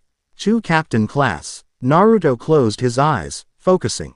One signature was sharp, controlled, and familiar from his history lessons with the sage, the pressure of a Kuchiki. The other was a chaotic, bloodthirsty inferno of raw power that made him instinctively straighten up. It was a power signature that screamed for battle, devoid of all subtlety or restraint. One of them is coming in hot, Naruto said, his expression grim. And fast. An alarm began to chime through the fortress, a frantic, high-pitched peal that signaled a direct, high-level threat. Before Harribel could even give an order, a sound like a thunderclap echoed from the outer wall of the palace. A massive section of the fortress's western wall exploded inward in a shower of white debris. Standing in the newly formed gap, silhouetted against the moonlit desert, was a giant of a man with bells in his spiky hair and an eye patch over one eye. He held a chipped and battered zanpakuto over his shoulder, and a manic grin was plastered on his face. I'm here, Kenpachi Zaraki bellowed, his voice echoing through the vast corridors. I felt two big shots in this place. Which one of you wants to fight me first? Arankar guards surged towards the breach, drawing their blades, but Kenpachi just laughed. He swung his sword in a lazy arc, and the sheer force of the air pressure from the swing sent the first wave of guards flying like dolls. Harribel's face was a mask of cold fury. This was an invasion, an act of war. He dares, she hissed, her hand already on the hilt of her blade. Wait, Naruto said, putting a hand on her arm. This one isn't here for politics. He's just here for a fight. Let me handle him. You deal with the other one. He's the real problem. He could sense Byakuya and Renji arriving, the IR spiritual pressures controlled but undeniably present. This situation could spiral into an all-out battle between Las Noches and the Gote 13 if they weren't careful. They needed to de-escalate, and The only way to de-escalate a man like Kenpachi was to give him exactly what he wanted. Harribel looked at him, then at the destruction Kenpachi was already causing. She gave a sharp, reluctant nod. Do not destroy my palace. I'll try to take it outside, Naruto said with a wry grin. With a flicker of golden light, he vanished. Kenpachi was about to cleave another group of Arankar in two when Naruto appeared directly in front of him, a single hand raised to block the massive blade. The chipped edge of Nozarashi stopped an inch from his palm, held fast by a wall of invisible force. Clang! The sound was like a temple bell being struck by a sledgehammer. Kenpachi's grin widened. Ha! There you are. You're the one. The new guy. He pushed, putting his immense physical strength into the swing. Naruto didn't budge. You've got the wrong house, pal, Naruto said, his voice casual. And you're making a mess. Less talking, more fighting. Kenpachi roared. He disengaged and swung again, a wild, powerful cleave aimed at Naruto's head. Naruto sidestepped, the blade missing him by a hair's breadth. If it's a fight you want, you'll get one, Naruto said, his eyes glowing with golden power. But not here. He grabbed Kenpachi by the front of his Shihakusho. Before the captain could react, Naruto activated his flying Raijin technique, a gift learned from his father's scrolls. The world dissolved into a blur of yellow light. In an instant, they were gone from Las Noches, reappearing miles out in the empty desert, in the center of the fused glass crater he and Harribel had created. Kenpachi stumbled, momentarily disoriented. What was that trick? A change of venue, Naruto said, Six Paths Sage mode flaring to life around him, his jacket billowing in the golden aura. Here, you can go all out. No holding back. Kenpachi's grin became ecstatic. I like you already. He charged, his blade held high. Now, show me what you've got. The battle was a cataclysm. It was the clash of two monsters of physical combat. Kenpachi's fighting style was pure, unrestrained ferocity. Every swing of Nozarashi was meant to kill, to maim, to utterly destroy. He fought with instinct, with the sheer joy of battle. Naruto met him blow for blow. He didn't use his truth-seeking orbs. He didn't use ninjutsu. This was a test of pure strength, and he met it head-on. He used taijutsu, the sage's frog kata, his fists and feet glowing with the energy of his chakra cloak. Each time their blows connected, shockwaves rippled across the desert, shattering the glass floor of the crater into dust. It was a brawl, raw and primal. Kenpachi was laughing, pure joy on his face. He had finally found an opponent who could match his strength, someone who didn't break, who didn't run, who met his absurd power with their own. Yes, this is it, he bellowed, as Naruto blocked a two-handed downward slash with his forearms crossed, the impact creating a spiderweb of cracks in the ground beneath them. This is the best. Back in Las Noches, the situation was just as tense, but far quieter. Byakuya and Renji appeared in the breach Kenpachi had created, their expressions grim. They were met by Harribel, flanked by her Tres Bestias. Captain Byakuya Kuchiki, Harribel said, her voice dripping with ice. Your mad dog has committed an act of war against my kingdom. Explain yourself. Byakuya's gaze was cold and analytical.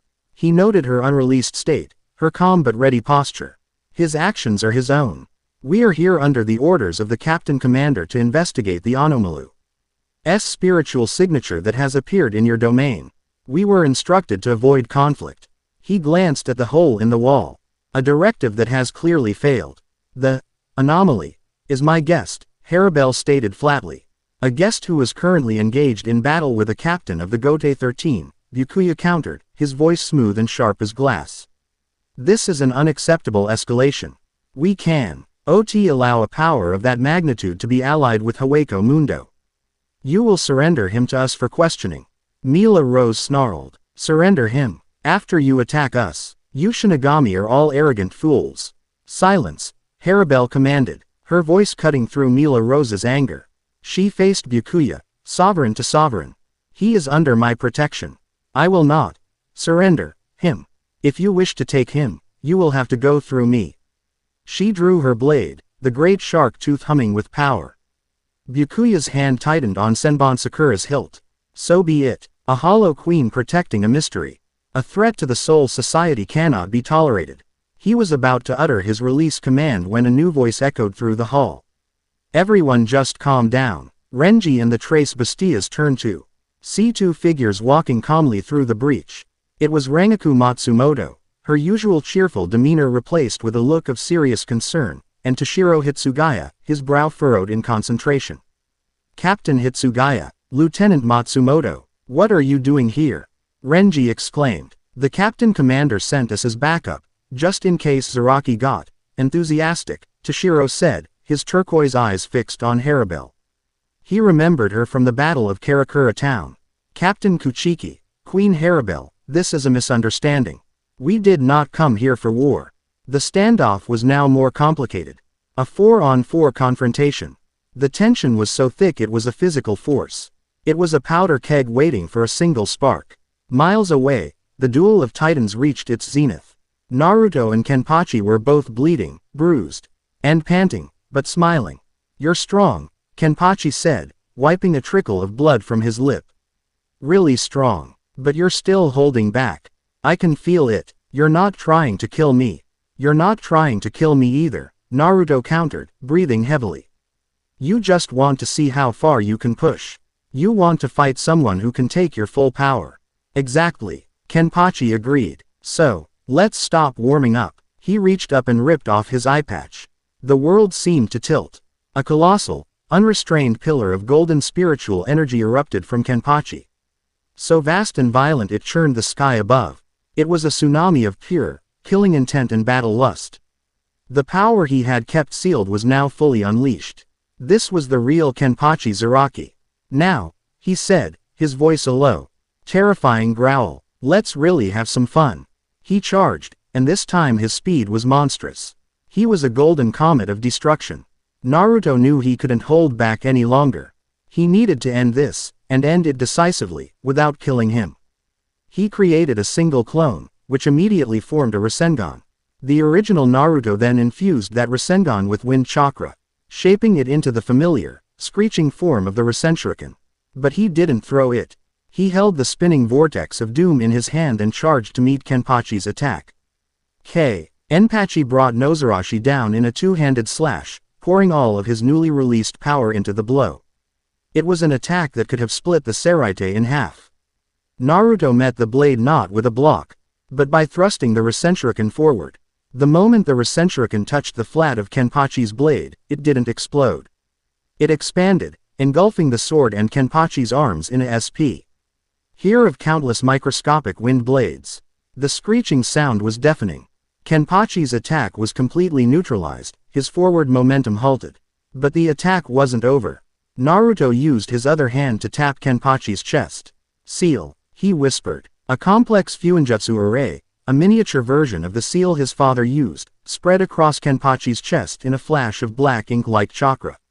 It didn't harm him. It simply, and completely, severed his connection to his own spiritual power, locking it away. Kenpachi's eyes went wide. The immense golden pillar of his Ryutsu vanished as if a switch had been flipped. The Rasenshuriken dissipated. The sudden drain of power caused him to stagger, his knees buckling. He was left with only his own raw, physical strength. He was still a monster, but he was a caged one. He dropped to one knee, panting, his sword clattering to the ground.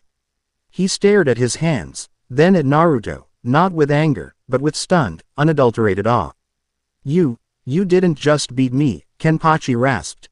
A slow grin spreading across his face. You shut me off. What the hell kind of power is that? A way to end a fight without anyone having to die, Naruto said, his own chakra cloak receding. He was panting, the final exchange having taken a lot out of him. The seal will wear off in an hour. Think of it as a forced cooldown. Kenpachi looked at the man who had just defeated him at his full power. Without killing him, he had been so utterly and completely outclassed, not just in power, but in strategy and control. For the first time in his life, Kenpachi saw. Reiki didn't feel the burning frustration of a loss. He felt a flicker of something else. Respect. He started to laugh. It began as a low chuckle and grew into a booming, unrestrained belly laugh that echoed across the crater. Ha! Ha ha ha. You really are something else. Fine. You win. That was the best fight I've had in 1,000 years. Back at Las Noches, the tense standoff was broken by the sudden, complete disappearance of Kenpachi's spiritual pressure. Everyone, Shinigami and Arankar alike, flinched as the colossal power signature vanished from their senses. What? Renji gasped. Captain Zaraki's Ryutsu, it's gone. Did he kill him? Mila Rose wondered aloud, a note of fear in her voice. No, Harribel said, her eyes wide. The other one is still there. Faded, but there. The human one. Byakuya's aristocratic composure finally cracked. He stared out into the desert in the direction of the battle, his mind struggling to comprehend what had just happened. Kenpachi Zaraki, the man who was a force of nature, the monster who lived for battle, had been defeated. And by this unknown entity. A moment later, a flash of yellow light appeared in the breach, and Naruto reappeared. Supporting a surprisingly compliant Kenpachi, who was leaning on him like an old drinking buddy. Yakiru was still perched on Kenpachi's shoulder, munching on a small piece of candy she had produced from somewhere. Party's over, Naruto announced, looking at the assembled captains. We had our fun. No one got killed. Now, can we please talk like reasonable adults? He gently deposited Kenpachi on a large piece of rubble. The big captain slumping down with a contented sigh. Naruto then turned to face Byakuya and Harribel, placing himself physically between the two factions. He wasn't just a warrior. He was now a mediator. The atmosphere was still tense, but the immediate threat of violence had passed. Naruto had single-handedly de-escalated the situation in the most dramatic way possible. By non-lethally defeating the Gote 13's most volatile and powerful captain. Captain Kuchiki, Naruto said, his tone respectful but firm. I understand your position. An unknown power appears in enemy territory. You have to investigate. But charging in and breaking down the door wasn't the way to do it. He glanced at Harribel. And I understand your position, too. This is your home. You have to defend it. But we don't have to be enemies. He took a deep breath. There's a bigger threat coming. Something that affects all of us. Those corrupted hollows we found. I think it's just the beginning. We don't have time to be fighting each other. Byakuya listened, his expression unreadable. This man, this Naruto Uzumaki, had defeated Kenpachi Zaraki. He spoke with the authority of a kage. And he claimed knowledge of a greater threat. Shunsui's orders were to assess. And the assessment had just changed dramatically. The Gote 13 will withdraw, Byakuya said finally, his voice stiff. It was a concession, a massive one. But this is not over. We will report back to the Captain Commander. He will want to speak with you. Naruto nodded. I'll be here. The Shinigami gathered their still dazed captain and, with a final wary look at Naruto and Harribel, opened a garganta and departed. The silence they left behind was heavy. Harribel stared at Naruto, her mind reeling. He had repelled an invasion by 4 Shinigami captains, defeated their strongest warrior, and forced them into a truce, all without taking a single life. He had protected her fortress and her people. She walked over to him. Her expression a complex mixture of gratitude, awe, and a deepening curiosity. You are full of surprises, Naruto Uzumaki.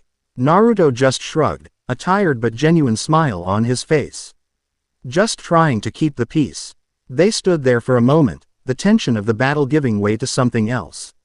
An unspoken partnership. They had faced an external threat together, and they had prevailed.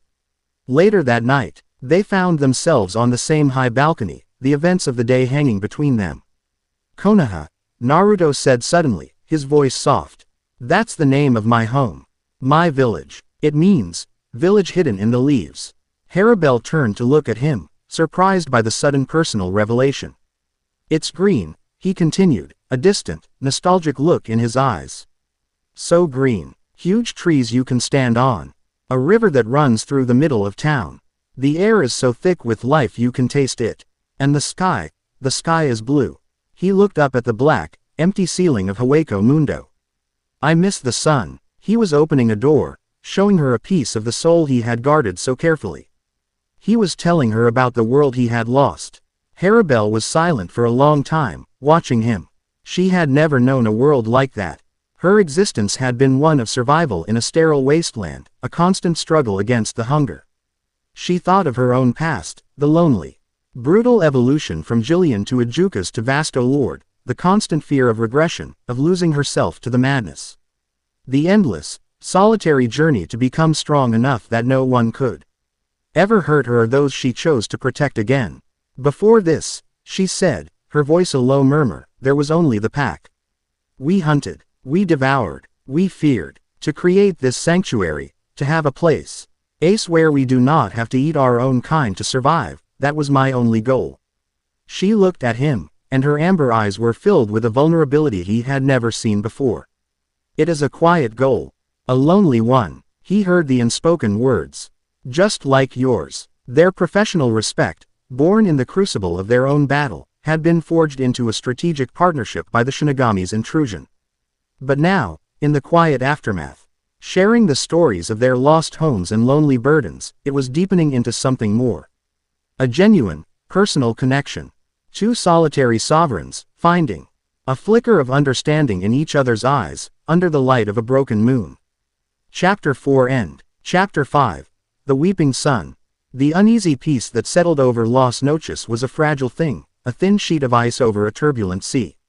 The Shinigami were gone, but the memory of their intrusion lingered. Xylus and his faction were quiet, but their silence was sullen and resentful, a coiled snake waiting for the right moment to strike. Naruto's status had shifted. He was no longer just a guest. He was the fortress's bizarre and terrifyingly powerful guardian, a fact that had earned him the grudging respect of some Arrancar and the simmering jealousy of others. He spent his time exploring the vastness of the palace, mapping its endless corridors in his mind, always accompanied by one of the Tres Bestias. It was a transparent attempt by Harribel to keep an eye on him, but it had an unintended side effect. His unassuming nature began to wear down their hostility. He didn't treat them like subordinates or monsters. He asked Apache about her combat style, genuinely interested in the feral, instinct-driven movements. He listened to Mila Rose's boisterous stories of past battles, offering tactical insights that she, despite herself, found useful. He even managed to get the perpetually reserved Sung Sun to talk about the strange flora of Hueco Mundo's less traveled corners. His effortless healing of her chronic injury had bought him a currency far more valuable than fear, gratitude. They were becoming less like jailers and more like reluctant companions. But beneath the surface of this new dynamic, the real threat was growing, metastasizing in the dark, forgotten corners of the desert. The first reports were dismissed as anomalies. Patrols of Arrancar sent to scout the outer EDGs of the Manos forest were going missing. Not just one or two, but entire squads. No bodies were found, no signs of a struggle. They simply vanished from the spiritual senses of the palace. Then came the sightings. Lone, terrified hollows, fleeing from the deep desert, spoke of a weeping sun, and shadows that bleed. They were dismissed as the ravings of mad, low-level creatures. Naruto knew better. He felt it, a subtle but persistent change in the world's spiritual atmosphere. The dissonant, entropic energy he had sensed on the corrupted corpses was no longer a faint echo. It was a low, constant hum. A background radiation that was slowly growing in strength. It felt like the world itself was getting sick. He brought his concerns to Harribel. They stood in her private strategy room, a stark, circular chamber dominated by a massive, three-dimensional map of Hueco Mundo carved from glowing quartz. They aren't just missing, Naruto said, his finger tracing a line into the deep desert. Far beyond the borders of Harribel's controlled territory. They're being consumed. Whatever this thing is, it's getting stronger. It's feeding. The patrols I sent found nothing, Harribel countered, her arms crossed. No hostile Ryutsu. No evidence of a battle. It is as if the desert swallowed them. Because it's not a conventional enemy, Naruto insisted, his expression grim. It's not a hollow or a Shinigami. It's a predator of a different kind. It doesn't just kill, it erases. As if on cue, the deep, resonant alarm of Las Noches began to chime, the same alarm that had signaled Naruto's own arrival. But this time, the tone was different. It was frantic, discordant, laced with a note of pure panic. A breathless Arrancar guard burst into the room, his uniform torn, his mask cracked. My queen, a breach, at the eastern wall. A breach by whom? Harribel demanded, her voice sharp. I don't know. The guard stammered, his eyes wide with terror. It's not an army. It's a thing. It just appeared. It's tearing through everything. Naruto and Harribel exchanged a look. The waiting was over. The threat had come to them. They moved with a speed that left the guard behind, blurring through the white corridors. The sounds of battle grew louder. The shriek of Seros, the clash of steel, and another sound, a wet, tearing noise that made Naruto's skin crawl. They arrived at the eastern sector to a scene of chaos and horror. A section of the palace wall, several hundred feet wide, was gone. Not blown inward like Kenpachi's entrance, but dissolved, the edges of the breach fraying and dripping like melting wax. In the center of this violation stood the enemy. It was a monstrosity. It had a vaguely humanoid shape, perhaps 20 feet tall, but its body was a shifting, unstable mass of black, viscous ooze and jagged, crystalline growths. It had no discernible face, only a single, weeping orb of light at its center, a weeping sun, that pulsed with a malevolent, sickly yellow glow. Hundreds of screaming, contorted faces writhed within its tar-like flesh, the visages of the hollows and Arankar it had consumed.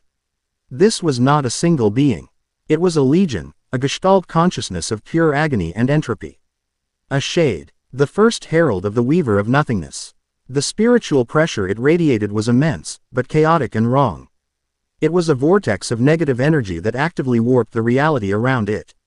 The air shimmered, the walls seemed to bend and twist, and the reishi itself felt like it was curdling. The Arankar defenders were in disarray. Their Seros Street, rucked the creature and were simply absorbed into its shifting mass. Their blades slashed at it, only to get stuck in its viscous body, the metal corroding and dissolving on contact.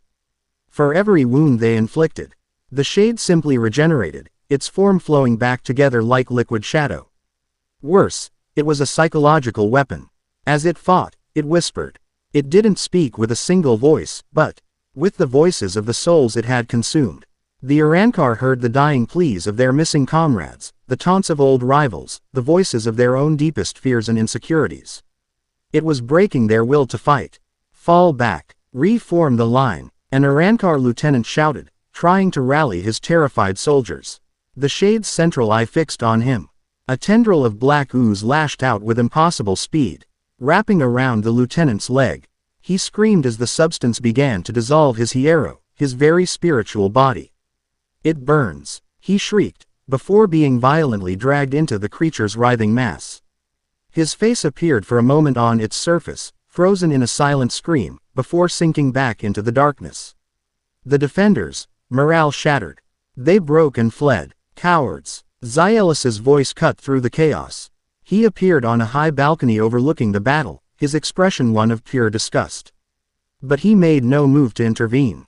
He simply watched, a cold, calculating look in his violet eyes. This was an opportunity. Let Harribel's forces be decimated. Let her fail. Harribel ignored him. Her face was a mask of cold fury. This was not just an enemy. This was a blasphemy. It was consuming her people, turning them into a weapon against her. Tiburon, she commanded, her resurrection flaring to life in a pillar of churning water. She didn't hesitate. She charged, her massive blade arm held high. Cascada, a colossal blade of water, the same attack she had used against Naruto, descended upon the shade. The creature made no move to dodge. The water blade slammed into it, and for a moment, it seemed to work, carving a deep chasm through its body. But there was no spray of blood, no cry of pain. The two halves of the creature simply writhed, for a moment before flowing back together, the wound sealing as if it had never been. The shade's central eye pulsed, and a wave of pure, corrupting energy washed over Harribel. She cried out, staggering back, clutching her head. It wasn't a physical blow. It was an attack on her mind. She saw flashes of her past. The brutal, endless hunt in the desert, the terror of being overwhelmed by lesser hollows. The moment she had been forced to devour one of her own kind to survive and evolve. Her deepest, most buried traumas, thrown back in her face. The shade took advantage of her hesitation, lunging forward. But it never reached her. A golden blur intercepted it. Naruto appeared in front of Harribel, a black staff in his hand, blocking the shade's lunge. The creature's form recoiled from his truth-seeking orb as if burned. The pure, Balanced energy of the six paths was anathema to its entropic nature. Are you all right? Naruto asked, not taking his eyes off the enemy. Its attacks, they are not of the body, Harribel grunted, shaking her head to clear the psychic residue. I know. It preys on fear, Naruto said. It uses your own soul against you. He looked at the creature, his sage mod. Senses analyzing it on a fundamental level. It wasn't truly alive. It was a cancer, a void given form. You couldn't cut it. You couldn't blast it. It would just reform. Brute force was useless. But it had a weakness. It was a being of pure corruption, of negative, unmaking energy. The opposite, then, must be its poison. Pure, creative, life energy. An idea sparked in his mind, a desperate, insane gamble. Harribel, he shouted over the cacophony. I have a plan, but I need you to trust me. Completely. She looked from the unwavering resolve in his blue eyes to the monster that was desecrating her home and her people. Her instincts, honed over centuries of solitary survival, screamed at her not to trust anyone. But her battle with him, their conversations, the quiet respect that had grown between them, that told a different story. What do you need? She asked, her voice firm. Your water, he said. All of it, but don't attack the creature. Attack me. Her eyes widened in shock. Even her Fracken, who had just arrived on the scene, stared at him in disbelief. Are you insane? Apache yelled. There's no time to explain. Naruto yelled back, parrying another blow from the shade. It's a being of corruption. We can't destroy it with force. We have to purify it. Your water is a medium. My chakra is the reagent. Now, do it. Harribel hesitated for only a second. It was a mad plan. But his eyes held no trace of deception. It was the desperate gamble of a brilliant strategist. She made her choice. Her viendo, she commanded, slashing her blade forward. A massive, scalding wave of water, dense with her own spiritual power, did not surge towards the shade. It surged towards Naruto. From his balcony, Xyellus's lips curled into a triumphant smile. The queen and her pet were destroying each other. Perfect. Naruto braced himself. He didn't erect a shield. He didn't dodge. He stood his ground and let the full force of Harribel's attack wash over him. The water slammed into him, a crushing, scalding torrent. But as it touched his golden chakra cloak, something incredible happened. He opened the floodgates of his own power. He didn't just let his chakra leak out, he poured the pure, life-giving energy of the six paths sage mode into the water surrounding him. He was using Harribel's attack as a conduit, infusing every single drop of water with his own senjutsu chakra. The water began to change. Its turquoise color shifted, brightening into a brilliant, shimmering silver gold. It was no longer just water. It was holy water. Each molecule was now a tiny Rasengan, a miniature sun of purified life energy. The scalding heat of Harribel's attack was transformed into a gentle, radiating warmth. The entire battlefield was suddenly illuminated by a light that was pure, clean, and utterly antithetical to the shade's existence. The shade recoiled, letting out a silent, agonized scream that was felt rather than heard. The golden water was like acid to it. Where it touched the creature's black form, the ooze sizzled and evaporated, not into darkness, but into harmless particles of light. Now, Naruto roared, his voice booming with power. Take back your water. Harribel understood. Her connection to the water was absolute. With a gesture, she commanded the now transformed tidal wave. It stopped flowing past Naruto and reversed its course, gathering into a colossal, swirling vortex of golden light. It was her technique, but his power. A perfect fusion of their abilities. This is for my people, she whispered, her eyes blazing with cold fury. With a final, powerful thrust of her blade arm, she sent the golden vortex crashing into the shade. The impact was silent. There was no explosion, no shockwave. There was only light. The shade was completely engulfed by the swirling, purified water.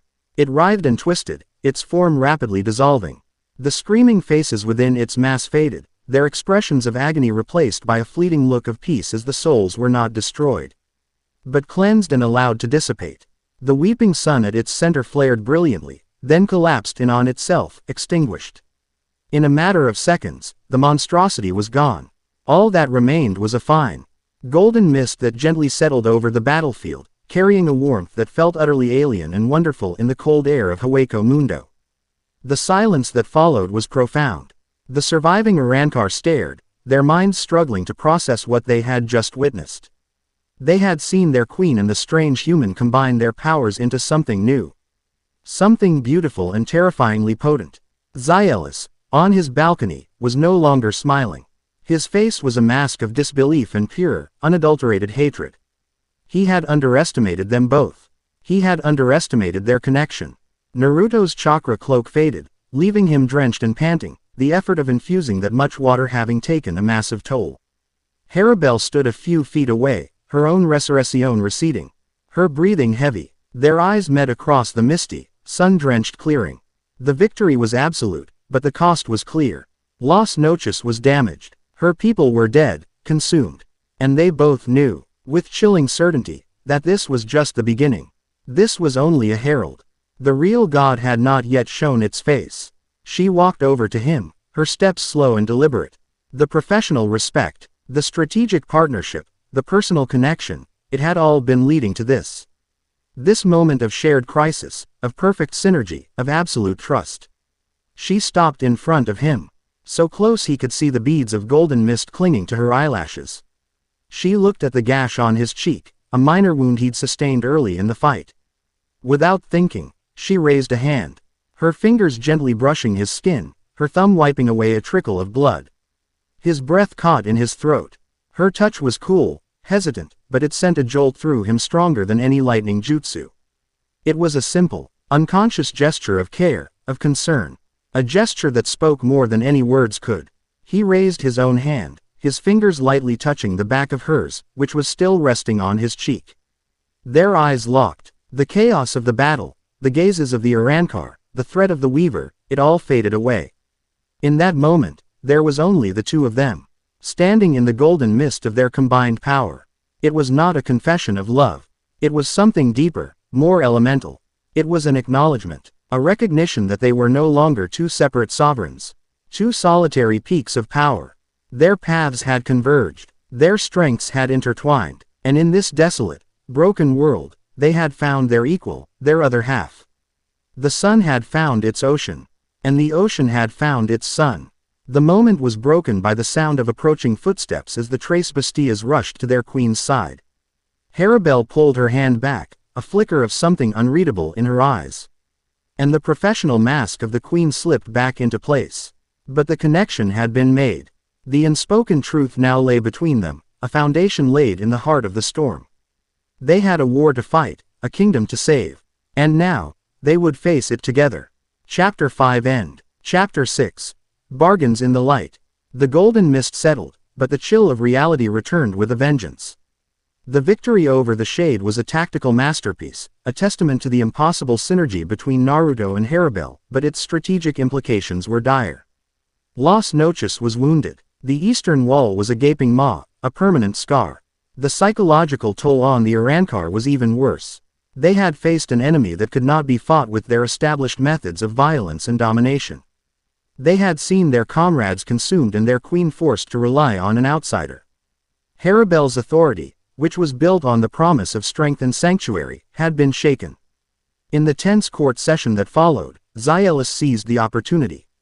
A brilliant display. "My queen," he began, his voice dripping with false praise as he addressed the throne. Quote, "You and your human," dispatched the creature with undeniable flair. He paused, letting the words hang in the air before delivering the poison. "But at what cost? Dozens of our finest warriors are gone, erased from existence.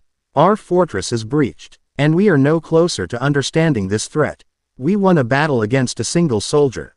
But the true enemy, this weaver of nothingness, the human speaks of, remains in the shadows. Your strategy of passive defense has failed. We are bleeding, and you have offered us a pretty bandage instead of a sword." He turned to the assembled Arrancar, his voice rising with theatrical passion. "The old ways were brutal, yes, but they were effective. We took what we wanted. We dominated. We did not wait for monsters to come knocking at our door. Bar Agan would have rotted this foe from existence. Aizen would have bent it to his will. What have we done? We have huddled behind our walls and relied on the power of a foreign entity. His words found fertile ground in the fear and uncertainty of the court. Naruto, standing beside Harribel's throne not as a guard but as a clear partner, watched the faces of the Arrancar. He saw the doubt, the rising panic. Xylus wasn't just staging a political attack, he was stoking the core, predatory nature of the hollow soul, the instinct to meet any threat with overwhelming, proactive violence. Lord Xylus, advocates for a blind charge into an unknown war. Harribel's voice cut through the murmurs, cold and sharp as ice. He would have you march into the desert to fight a foe we do not understand, whose location and full capabilities are a mystery. He would have you throw your lives away for the sake of looking strong. That is not leadership. That is ego, and it will lead us only to extinction. She stood, her regal presence silencing the room. The nature of the enemy has changed. Therefore, the nature of our strategy must change. Brute force has failed. Isolation has failed. We need knowledge. We need allies. The word, allies, landed like a bomb in the throne room. An Arrancar allying with anyone.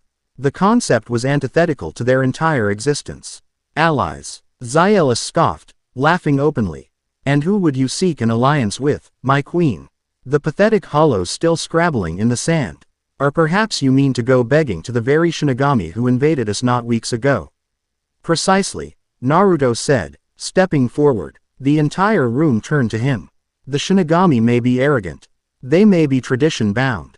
But they aren't stupid. And this threat, this weaver, it won't stop with Hueco Mundo. A being that consumes reality won't be satisfied with one dimension.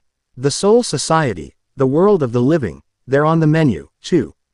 They just don't know it yet. He looked directly at Harribel. A silent communication passing between them.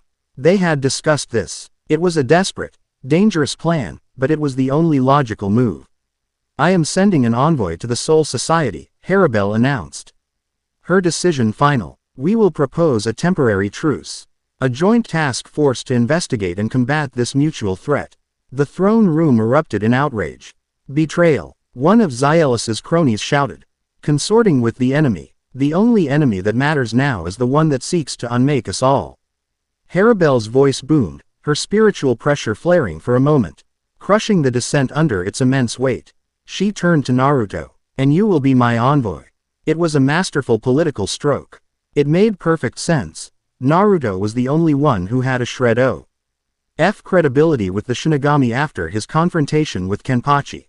But it was also a test. She was sending him into the heart of the enemy's stronghold, trusting him to negotiate on her behalf, to act as the voice of her kingdom. It was the ultimate demonstration of her faith in him, a public declaration that he was no longer a guest, but a true partner in her rule. Xylus stared, his face a mask of cold fury. He had been outmaneuvered again. Harribel had not only countered his argument but had used it to solidify her alliance with the powerful human, weaving him inextricably into the future of Las Noches. The game had just become far more complex. The Dongai was a place outside of time, a rushing corridor of screaming, soul-detaining current between worlds. It was the perfect neutral ground. Shunsui Kyoraku had agreed to the meeting, his own curiosity and concern piqued by Byakuya's astonishing report. Naruto stood on a stable, floating platform of rock, the chaotic Koryu current flowing harmlessly around him. Held back by his own immense chakra. He was alone. Bringing a contingent of Arrancar would have been an act of aggression. He had to do this himself. A garganta opened on the far side of the platform. And 4 figures stepped out. Captain Commander Shunsui Kyoraku, his sacket tipped low. Captain Byakuya Kuchiki, his expression as impassive as ever. Captain Jashiro Yukitaki. His gentle face etched with concern despite his chronic illness. And Captain Kenpachi Zaraki, a wide, eager grin on his face, his eye patch firmly back in place. They had brought their heaviest hitters. Naruto Uzumaki, Shunsui said, his voice amiable but his eyes sharp and assessing. My captains have told me some colorful stories about you. Defeating Kenpachi-kun is no small feat. Osing an alliance with Hollows is an even bolder one. These aren't normal times, Captain Commander, Naruto replied, his tone respectful but direct. And this isn't a normal enemy. He didn't waste time with pleasantries. He described the shade in detail, its corrosive, reality-warping nature, its psychological attacks, its immunity to conventional damage. He explained its origin, a being of pure entropy, and how he believed it was merely a herald for a far greater entity. He relayed his theory that the Weaver would not stop at Hueco Mundo. The captains listened in silence, their expressions growing grimmer with every word. An enemy that consumes reality itself, Yukitake murmured, a hand to his chin. It sounds like something from a forgotten legend. A primordial. You have proof of this? Byakuya asked, his skepticism a palpable force. I am the proof, Naruto said, his gaze unwavering. The energy that creature used is the same energy that tore me from my own world and threw me into yours. It's a power of uncreation. You felt it when you fought the Shade, Harribel, he added, though she wasn't there. It slipped out, a testament to how often they had discussed this. He corrected himself without flinching. Queen Harribel and I could only defeat it by combining my life energy with her spiritual matter to create a purifying agent. Your Zanpakuto, your Kido, they'll be as useless as a sword against the ocean. Kenpachi just grunted. Sounds fun. When do we fight the big one? Shunsui shot him a warning glance before turning back to Naruto. An alliance between the Gote 1-3 and the Arankar of Hueco Mundo, it is unthinkable. For centuries, we have been mortal enemies. Our duty is to slay hollows, to protect souls from them. You are asking us to break our most sacred vows. Your vows are to protect the balance of the worlds, aren't they? Naruto countered. There won't be any worlds left to protect if the Weaver gets its way. I'm not asking you to become friends. I'm asking you to be pragmatic. We fight it together, or we are consumed by it separately. It's that simple. His logic was brutal and undeniable. Shunsui looked at his fellow captains. He saw the reluctant agreement in Yukitake's eyes. The cold calculation in Byakuya's. Even Kenpachi seemed to understand the stakes, in his own battle-crazed way. The council will never agree to this, Byakuya stated. They are too bound by tradition and fear. Then we'll have to go around the council, Shunsui said, a glint of the rebellious youth he once was appearing in his eye. A temporary, unofficial task force. Under my personal authority. But I need more than your word, Uzumaki. I need something concrete. Something that proves this threat is as dire as you claim. The negotiation had hit a wall. Naruto had no physical evidence to offer. The Shade had been purified, leaving no trace. He was at an impasse. And then, a voice echoed in the minds of everyone present. It was not a spoken voice, but a telepathic whisper. Smooth as velvet and cold as the grave. A primordial entity that consumes reality. How delightfully ambitious. It seems the playground has a new bully. Every Shinigami tensed, their hands flying to their swords. They recognized that spiritual signature, that mocking, arrogant tone. It was a voice that haunted their nightmares. Aizen, Shunsui breathed, his gaze darting around the empty space of the Dongai. Correct, Captain Commander. Even from the depths of Muken, one cannot help but notice when the sky itself begins to curdle. This, Weaver of Nothingness, its presence is like a beautiful, perfect silence in the cacophony of existence. I find it inspiring. Naruto felt the presence too, a chillingly familiar spike of incredibly dense, controlled spiritual pressure. It was coming from the Soul Society itself, projected from its deepest prison. What do you want, Aizen? Byakuya demanded, his voice laced with venom. Want? I merely wish to offer my assistance. I have spent a great deal of time in my solitude, studying the nature of reality. The Hogyoku gave me insights you could scarcely comprehend. I know what this Weaver is. I know its origins, and I know its weakness. And you'll offer this information out of the goodness of your heart? Shunsui asked, his voice dripping with sarcasm. Of course not, Aizen's mental voice replied, a hint of amusement in its tone. Information is power, and power is a currency. I will tell you everything you need to know to combat this entity. In exchange, I require a simple consideration. A reduction of my sentence. Say, by 10,000 years. A pittance, really, for the salvation of all reality. The audacity of the proposal was breathtaking. He was trying to bargain his way out of eternal damnation using a cosmic threat as leverage. We will never bargain with you, traitor. Byakuya snarled. Hold on, Byakuya, Shunsui said, his mind racing. This was the concrete proof he needed. If Aizen was concerned enough to intervene, the threat was real beyond any doubt. But the moral cost was unthinkable. To trust the word of the man who had betrayed them all, to even consider his offer, it was a line they had sworn never to cross. Naruto listened to the exchange, his face grim. He knew about Aizen. The sage's knowledge had included the histories of this world's greatest threats. Aizen was a monster of intellect and deceit, a dark mirror of his own strategic mind. To trust him was folly, but to ignore him was equally foolish. "We don't need his help," Naruto said, his voice cutting through the telepathic link. He spoke to the Shinigami, but he knew Aizen was listening. He's not the only one with ancient knowledge. He closed his eyes, reaching deep within himself, past the power of Kurama, past his own chakra, to the core of the gift the Sage of Six Paths had given him. He accessed the wellspring of knowledge, the Akashic record of his own world's history. He searched for parallels, for legends of all-consuming voids, of cosmic spiders who wove threads of uncreation. And he found it. A fragment, a piece of Otsutsuki lore, a story they told their children about the things that even they feared. A being from the outer void, a primordial entropy they called Shokujin, the eater of all. It was said to be drawn to great instabilities in the fabric of dimensions, to places where worlds bled into one another. He opened his eyes. "Its weakness isn't a weapon," Naruto said, his voice ringing with newfound certainty. "It's a concept. The Weaver is a being of pure entropy, of unmaking. It cannot be destroyed by something that unmakes. It can only be countered by its perfect opposite, creation. Pure, undiluted, life-affirming energy. Senjutsu." "Ah," Aizen's voice whispered, a note of genuine surprise in it. "The human is more clever than I thought. He has grasped the fundamental principle. A shame. This would have been a far more interesting negotiation if you were all still fumbling in the dark." The telepathic presence began to fade. "The offer stands, Captain Commander. When his crude application of life energy fails against the true form of the god, and your worlds are crumbling around you, you know where to find me. Do try not to take too long." The presence vanished, leaving a chilling silence in its wake. The Shinigami captain stared at Naruto. He hadn't just provided a theory, he had provided a concrete, actionable strategy that even Aizen had inadvertently confirmed. He had done it without bargaining with their greatest enemy. He had proven his worth and his knowledge beyond any doubt. Shunsui Kyoraku let out a long, slow breath and pushed his hat back.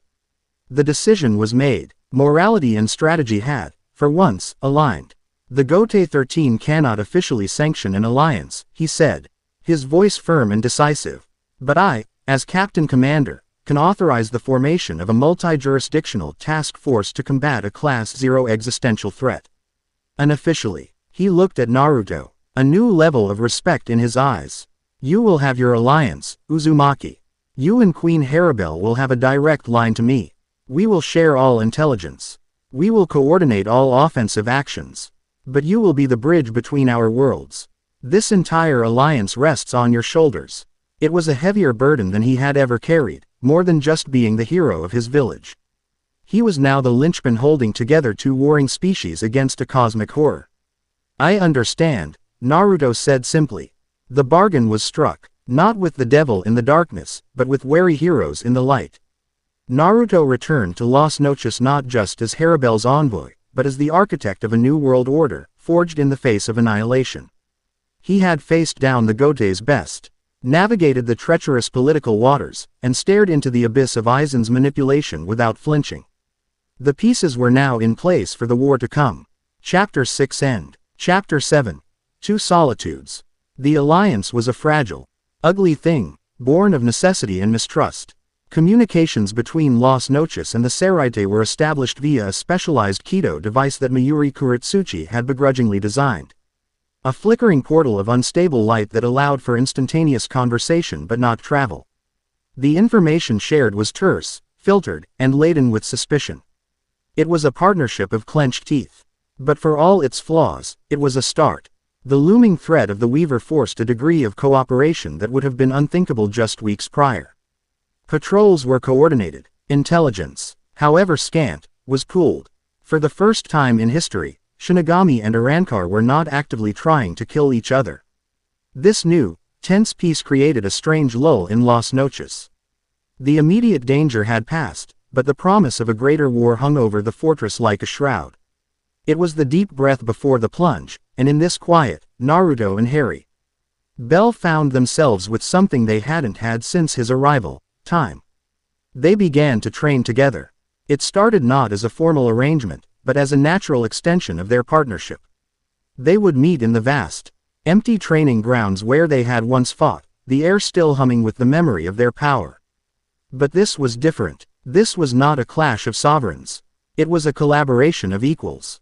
"Your movements are too wide," Naruto said, easily sidestepping a powerful slash from Harribel's Zanpakuto. He didn't block or parry. He simply flowed around the attack, his body moving with an almost liquid grace. "You rely on the overwhelming force of the blow. A smaller, faster opponent could get inside your guard." "My opponents are rarely smaller or faster," Harribel countered, her voice tight with exertion as she transitioned into another powerful arc. "And those who are, lack the strength to withstand a single blow." "But what if they don't?" Naruto pressed. He blurred forward, not attacking, but tapping her sword arm, her shoulder, and the back of her knee in 3 distinct, lightning-fast movements. There, and there.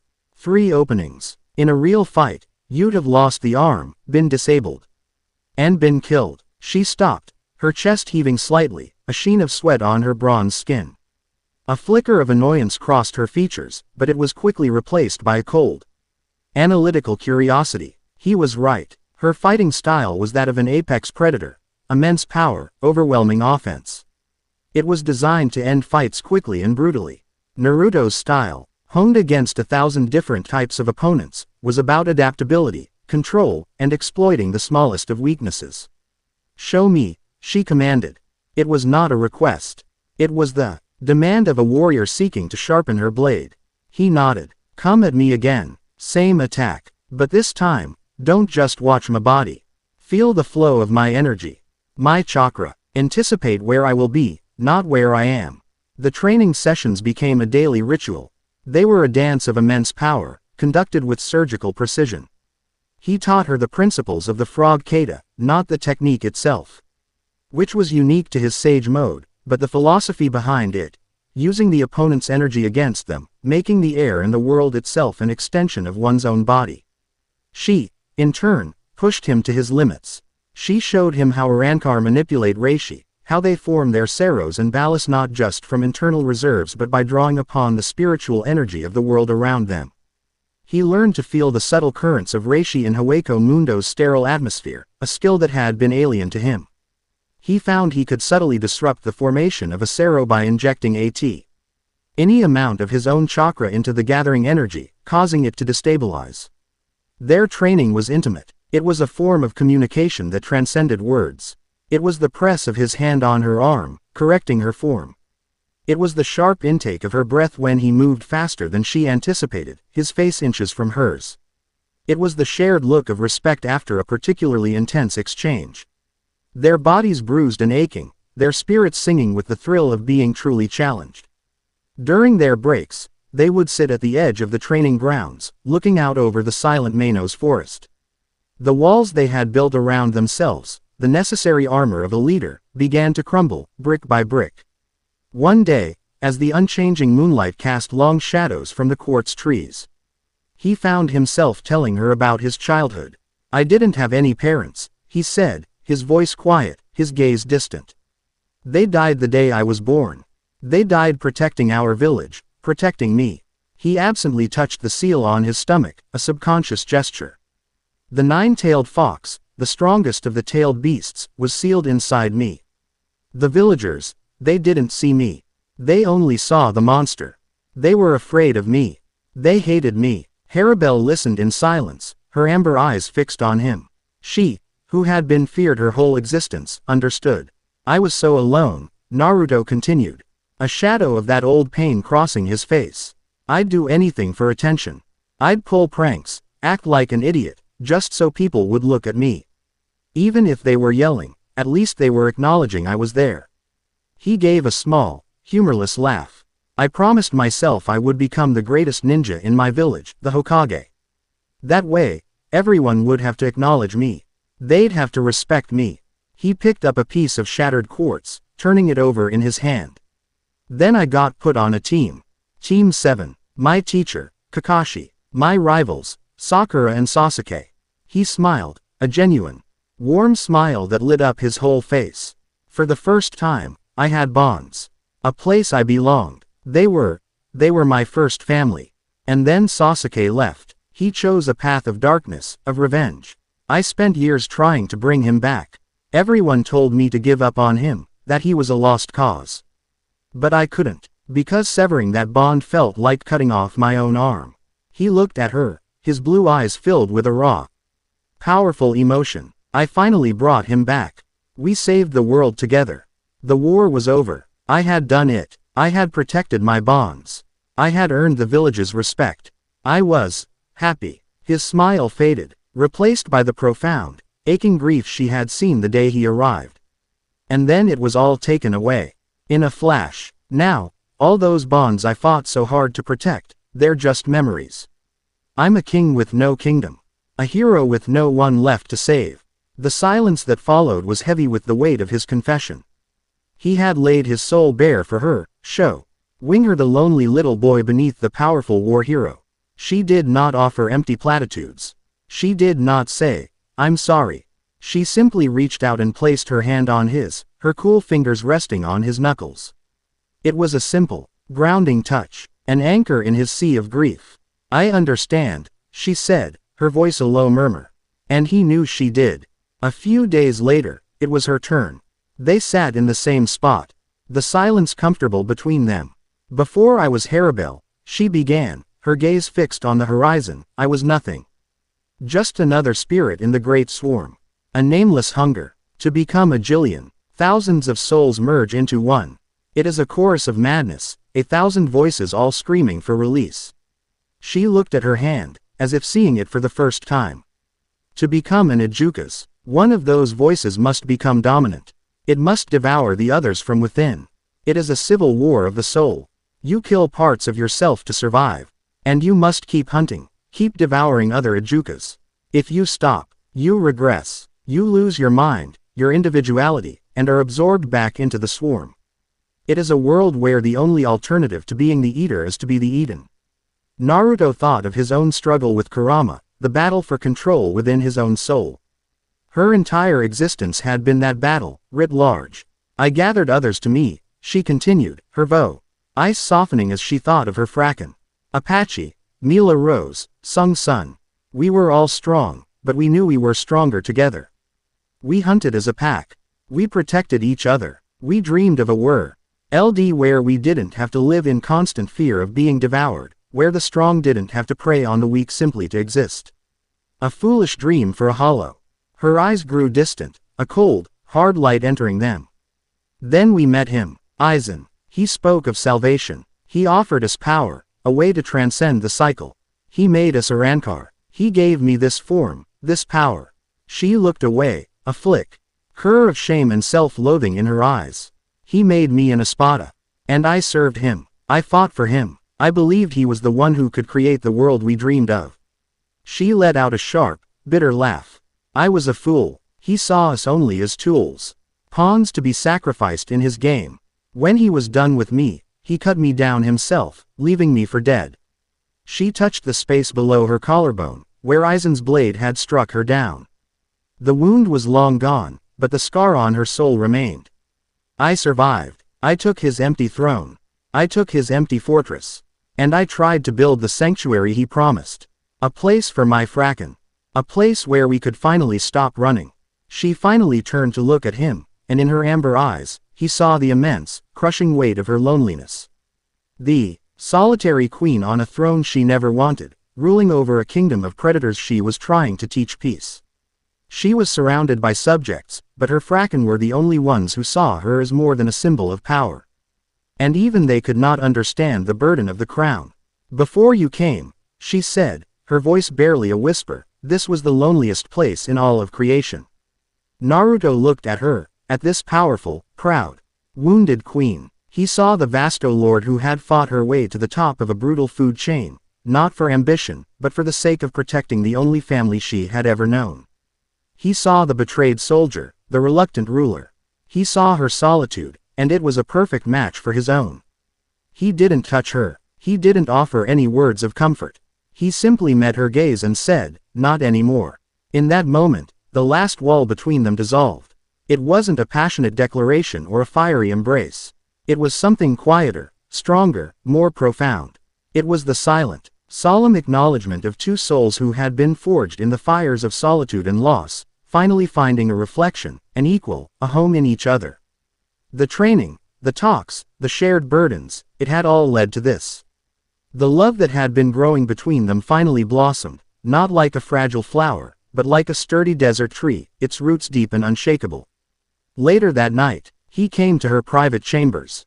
The door slid open before he could knock. She was standing by the large window, looking out at the desert.